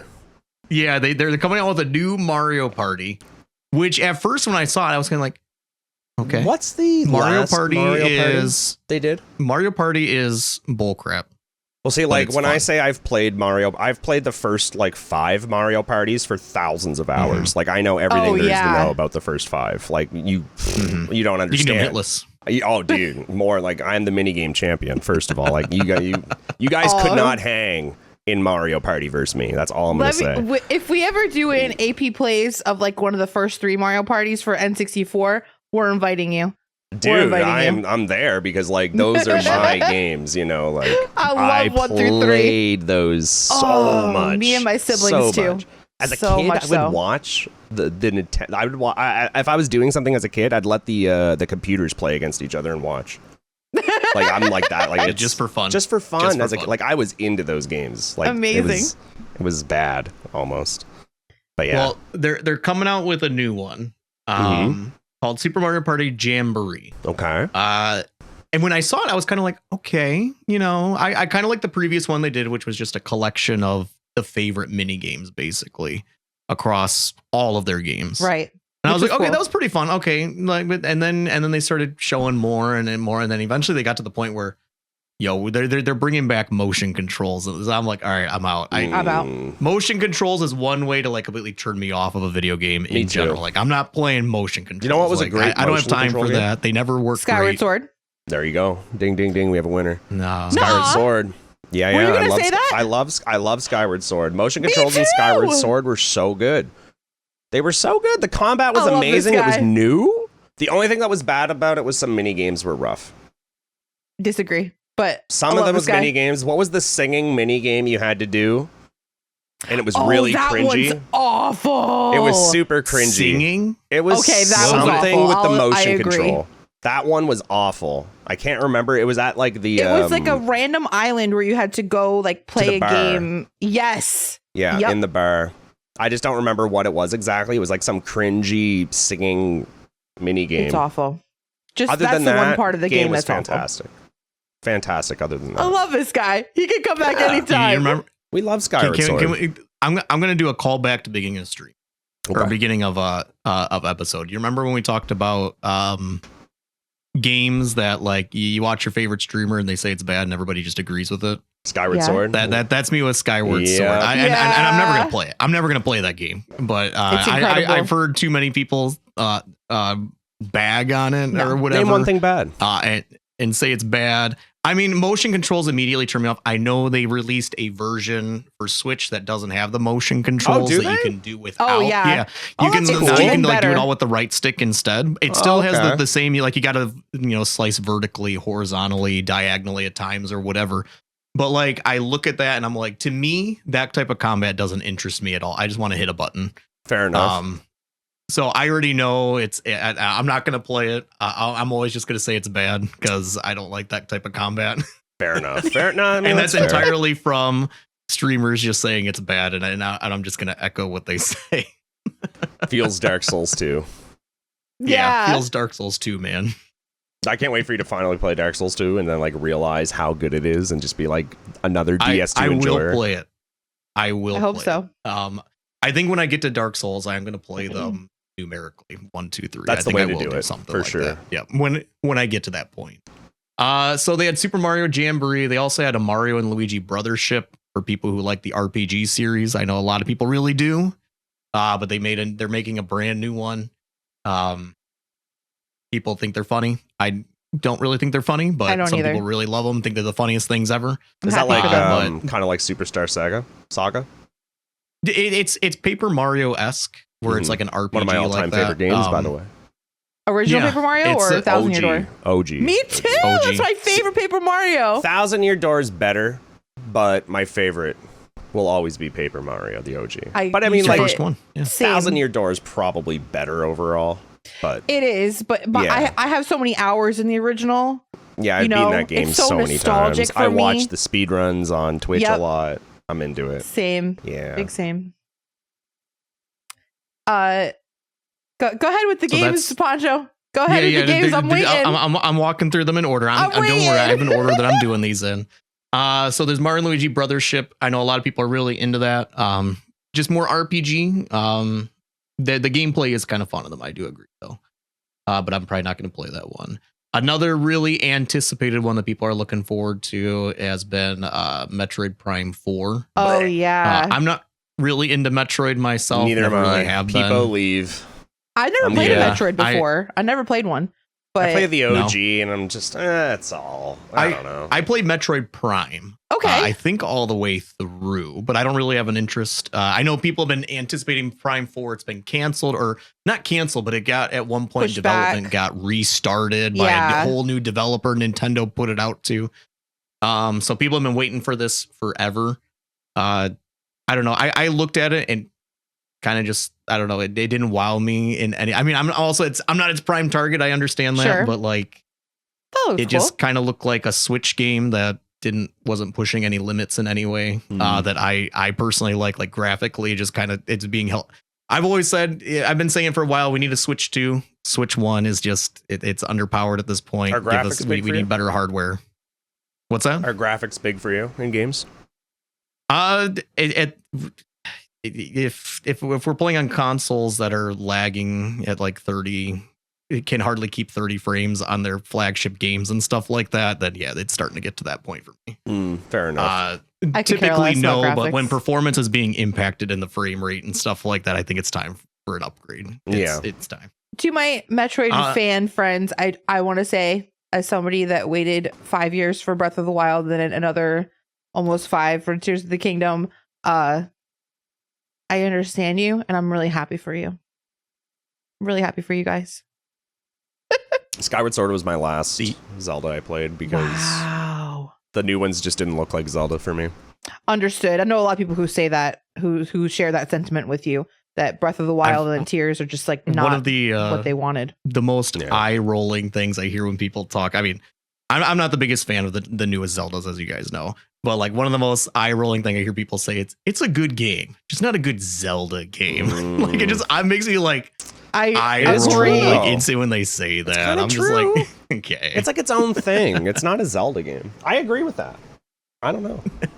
It's a good game. It's just not Zelda. Now, that's what people say about DS2, and that's when I roll. I'm like, it's a good Souls game. It's not a... No. It's both. It's a good game, just not a good Souls game. Dude, people say that all the time, and I'm like... Roll. And then I think the last thing we could talk about is they did announce a new Legend of Zelda. The first true Zelda game. Oh. Can I add to it? Legend of Zelda Echoes of Wisdom. And the reason I say it's the first true Zelda game is you actually play as Zelda. What? The entire time it looks like they're actually doing it. What? They're actually doing it. I don't know if I like that. I have to say, I had a... Go ahead. Can we put some context? Sure. Exactly what this looks like. Yep. It's if you saw they released a Zelda game. What's the other one that looks like this? Link's Awakening, the remake. Link's Awakening, where they did like a tilt shift kind of. I'm trying to think like kind of doll look, toy look kind of. Mm-hmm. They're doing the exact same system, same exact revamp. Reskin, whatever. Thank you. Revamp. The same exact look for a game, but they're doing it also. It's a top-down Zelda. It's not 3D. Top down, and it looks like they're basically removing a lot of combat, making it more of a puzzle game. It looks like some elements of combat, but it's more puzzles, right? Looks like it's going to be a fully featured Zelda game still, but more emphasis on the puzzles because apparently Zelda doesn't, swing swords and kill people like Link does or something like that. I guess that's fair. It's been a good year for lady heroine games, like all the heroes, like Peach, who got her own game, and now Zelda's finally getting her own game. It's been a good year for the girls. Peach's Showtime that came out a couple months ago. Okay, adorable. She has all kinds of disguises that she puts on. They all give her different powers, and I did a full playthrough of it on my channel. It was really fun. It's very simple. It's not like a super hard game by any means, but it does have very difficult elements to it. And I'm surprised I never heard of it. Yeah, I enjoyed it. It was good. Well, you don't watch Nintendo Directs, so there you go. I mean, I guess that's the issue. Yeah. I have to say, Pancho Taco has been saying forever that all he wanted from Zelda. You literally said, I want a top-down new Zelda game in the style of new Link's Awakening, and then I'll be excited and play it. Then they gave you exactly what you wanted, and you're not excited about it, and I don't understand. Because I'm first of all, go ahead. I need to hear this. Okay. I mean, it's no surprise. It's no surprise. I've said this, I am not a puzzle person. I do not enjoy puzzle games. Like, I don't like just sitting there looking at something, not having any clue what to do. Wait, don't you have and a I portal 100% as your know this is what background? this game's going to be. I guess so. I played that many years ago. I played that many. I hardly even remember it. Wow. And like, I'm just like, I mean, I'm excited it's top down, but I would have personally liked, I don't know. I don't want to Link to the Past remake. That I don't think there's a reason to ever touch that. Don't remake that game. But something traditional. I think maybe traditional is more the term that I've always been wanting back from Zelda, is go back to traditional. Yeah, me too. Top down Zelda. I don't know if I mean I got to watch more of this. We saw quite a bit. I think I need to see more to see if it's true, if it's something that's going to hit what I've been talking about. I need to see a little bit more. I will say That's fair. It does look like they are taking some influence from like Tears of the Kingdom, where, you know, she can manipulate items and stuff like that. And that there's going to be like ways that, you know, the player really does get to choose in a scenario, like, because she gets to transform things with her wand. She doesn't have a sword, she has a wand. They were showing her like using kitchen utensils and couches. They're like, of course they gave the girl character kitchen items to fight with. And I was like, all right, like, let's not belittle it. They did something huge. I really do. I think this is like a big deal. And they took the elements of Tears of the Kingdom, where you could manipulate things and make your own weapons and stuff like that. And now we get to see that in a whole new way and play as Zelda, which is super cool. I made a prediction before the direct. I said, I think they're going to make a brand new top-down Zelda game, something that we've never seen before. And everyone was like, that's a really dumb prediction. There's not been any whispers about that. And then we got that. And we get to play as Zelda for the first time. So in 67 days, when this episode comes out, in 65 days, as you know, your girl's counting down, that game is coming out, baby. I'm doing a 24-hour stream, by the way, when it releases. So I'll be playing it for 24 hours. I was just about to say September 26th. September 26th is when that releases. I can't wait. I'm so excited. So, and 24-hour streams are tough. How many have you done? Tough. One. This will be my fourth. One single time. 4? Oh man. Yeah, this will be 4 for me. It's a long time. It is. It's the only tough thing for me is I live alone. So like I have 2 dogs that I have to walk and feed and stuff like that. So, but I'll tell you what, if it, you know, besides that, I just get a good night of sleep. I make sure I'm drinking water the whole time. You keep those lips hydrated, you know, put some chapstick on, because you're talking for 24 straight hours, which is to be the hardest part, is that 24 straight hours of looking at bright lights and talking. Yeah. I can play a game for 24 hours all day long, but to have to entertain people the whole time too, when you get to those 4 a.m., 5 a.m. hours, it can get a little bit tough, but yeah, I'm checked out at that point. I was like playing Dead by Daylight during that time, and like turned my cam off and was just doing that. That's always is Dead by, like, I know you like to play Dead by Daylight. Yeah. It's also kind of a meme in your channel. It's always like, oh, you guys want me to play Dead by Daylight? No, it's a big all right, meme. I'm gonna play it if one person says they want it, and then sometimes you do, but usually you don't. It's not a great stream game, that's for sure. Yeah, like if I turn that on, half my channel's leaving. That's for sure. You recently streamed it for the first time, though, didn't you? I used to stream it all the time, like all the time back in the day. Not all the time, but I would end a lot of streams with frequently. it. Yes, Gotcha. very frequently. So like a lot of my OG viewers know a lot about it for sure. Like they've seen a lot of it. As of late, I've not done it on stream because I know it's not good. It's not a good stream game. It's like my unwind game. I like to play that just to chill. I don't like to have to like explain what I'm doing 24/7 on it, because it's a lot of thinking a lot of times. So like to understand like what I'm doing in the game, you would have to know what I'm thinking, and then that means I have to explain what I'm thinking, and then it's a lot. It's a lot. Yeah. It takes away from what I like about it being a chill game, just something I do for fun. Absolutely. Well, we are coming up on time here, but I do want to go around the room. Yeah, we're coming up on 2 hours. It goes fast. Did go fast. It goes fast here. Yeah, it goes fast. Wow.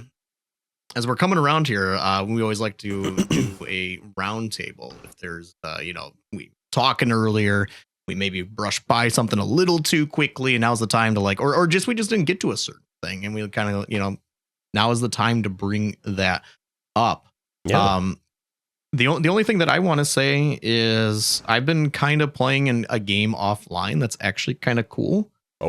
Somebody had recommended it to me, and if anybody's looking for a game to kind of scratch like maybe a Mario 64 itch, it's called what is it called? Yellow car goes vroom. Interesting. Okay. I think that's what it's called. Hold on, I'm pulling it up. But basically, you're a taxi. And That's I'm sorry, cute. Yellow Taxi Goes Vroom. It's on Steam, $20 maybe. And it's like this. You're just a taxi. You can't jump, so you're using. You have like this world kind of think of like a Mario 64 world. Yeah. And you're driving, and you're just like going over ramps. You have like a little boost that you can do, and to climb higher and stuff. You're going over a boost. There's so many hidden like I don't know what they're called, but like stars, think of stars and stuff throughout worlds and stuff. It's a really cute game. It's cartoony looking, $20. I've been playing it on my Steam Deck. It's been a great, just, you know, as I'm sitting there watching something, just kind of playing Yellow Taxi Goes Vroom. Really, it's actually quite fun. That's amazing. It kind of came out recently. Somebody just recommended, they were like, I think this might be up your alley, maybe for a special stream or something. So I checked it out and I was like, you know, this looks cool. Steam sale, it was like $4 off. I was like, sure, I'll pick it up. All right. I recommend it if you're looking for just kind of a classic platformer feel with a little bit more speed, maybe a little bit more modern. It's kind of fun. It sounds kind of cute. cool. I like that. I can go. I got two things that one is my Mount Everest hack is Chicanery by Bufflin. It's why I got into SMW, because I loved his levels in Mario Maker. He's a dear friend of mine. And so Chicanery has been my Mount Everest. I know I suggested it to you, Vswed. I put it in your Discord as a suggestion. And it is once I finish, I have a level and a half on the current on Akogari Deluxe that I'm on now, and then I'm going to get into it. It's a Chicanery finally. But Bufflin, he actually just released on his 40th birthday on July 4th. He released Chicanery Beginner Edition. He revamped the hack and made it a beginner hack to help people learn. And I was so honored. He had me playtest the hack, and it's incredible.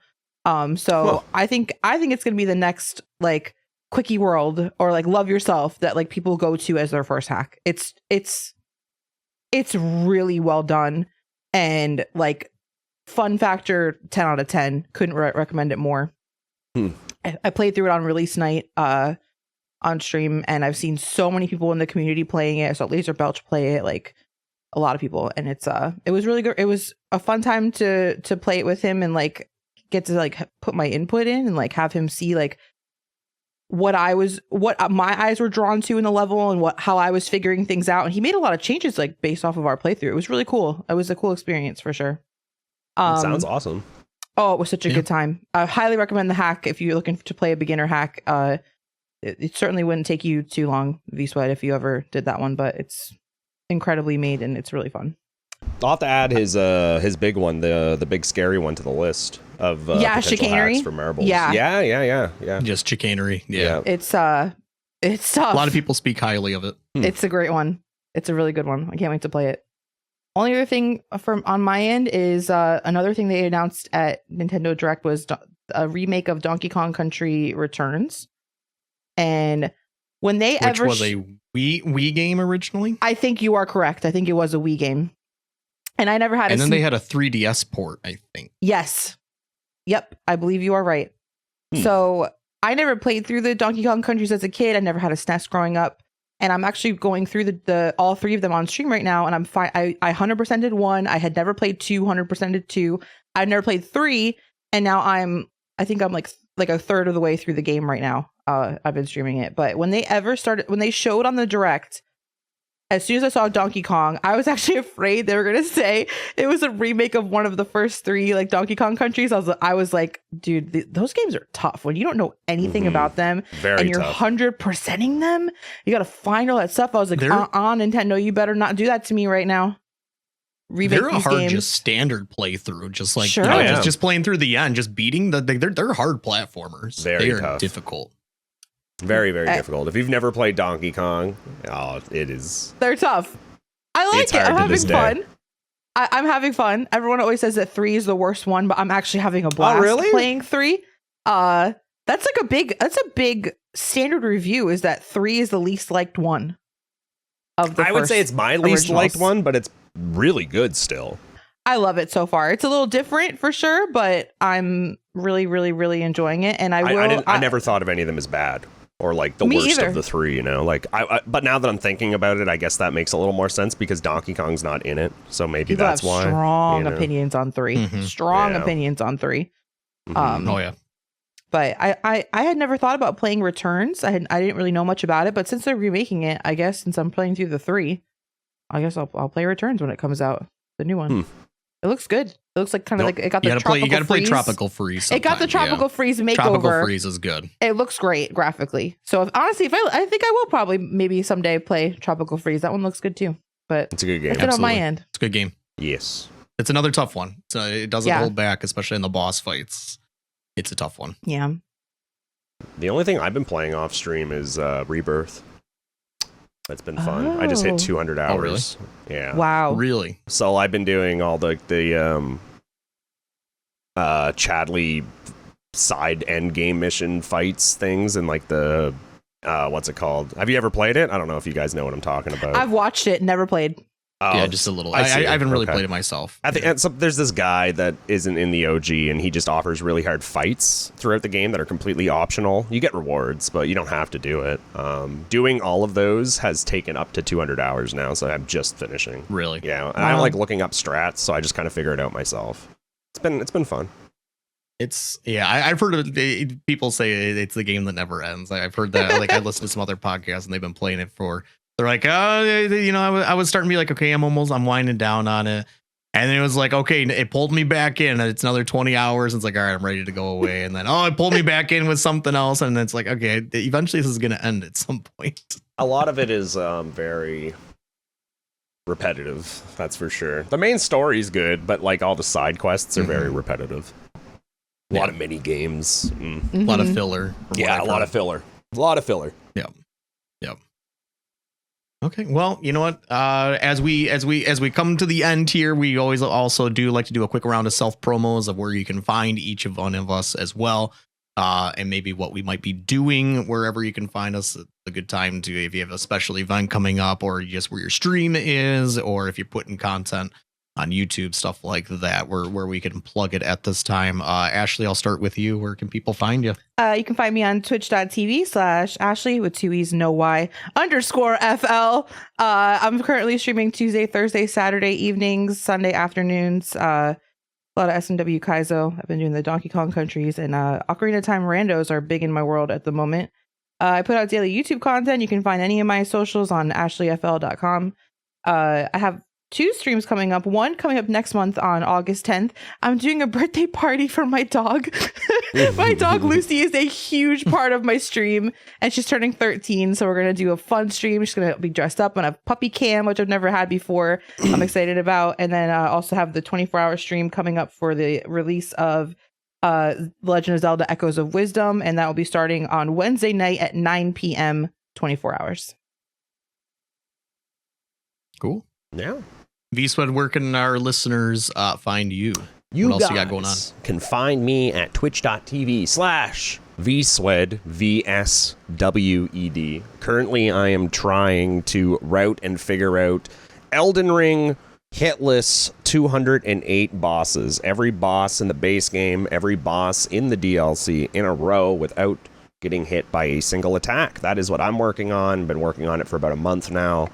I'm also upload a lot of stuff to YouTube. YouTube is the same as my Twitch. Currently have been uploading my Grand Poo World 3 playthrough. That's been all edited nice into short form content for the lovely viewers. And that's been a lot of fun. So if you want to check that out, there's that too. I gotta say, 208 bosses is nuts to think about. Yeah, it's silly, isn't it? It's so silly. I can't wait to do that run. It's like and a then, ridiculous number. Forget a boss halfway through and like, all right, which one did I forget? No, I can, yeah. Do you have a list on the side or anything? Or just doing by memory, kind of? Yeah. Oh, I have documents of information written down and lists and everything. Yeah, it's a lot of writing. It's more so just writing it all down and memorizing. Because like when I'm doing the run, I can just reference my notes and be like, okay, this dungeon's got this. I need this for the boss, you know? Like, I've been doing a lot of that. As for me, you can find me twitch.tv/Ponchotaco. Currently playing through Sekiro for the first time. I don't know how far I am.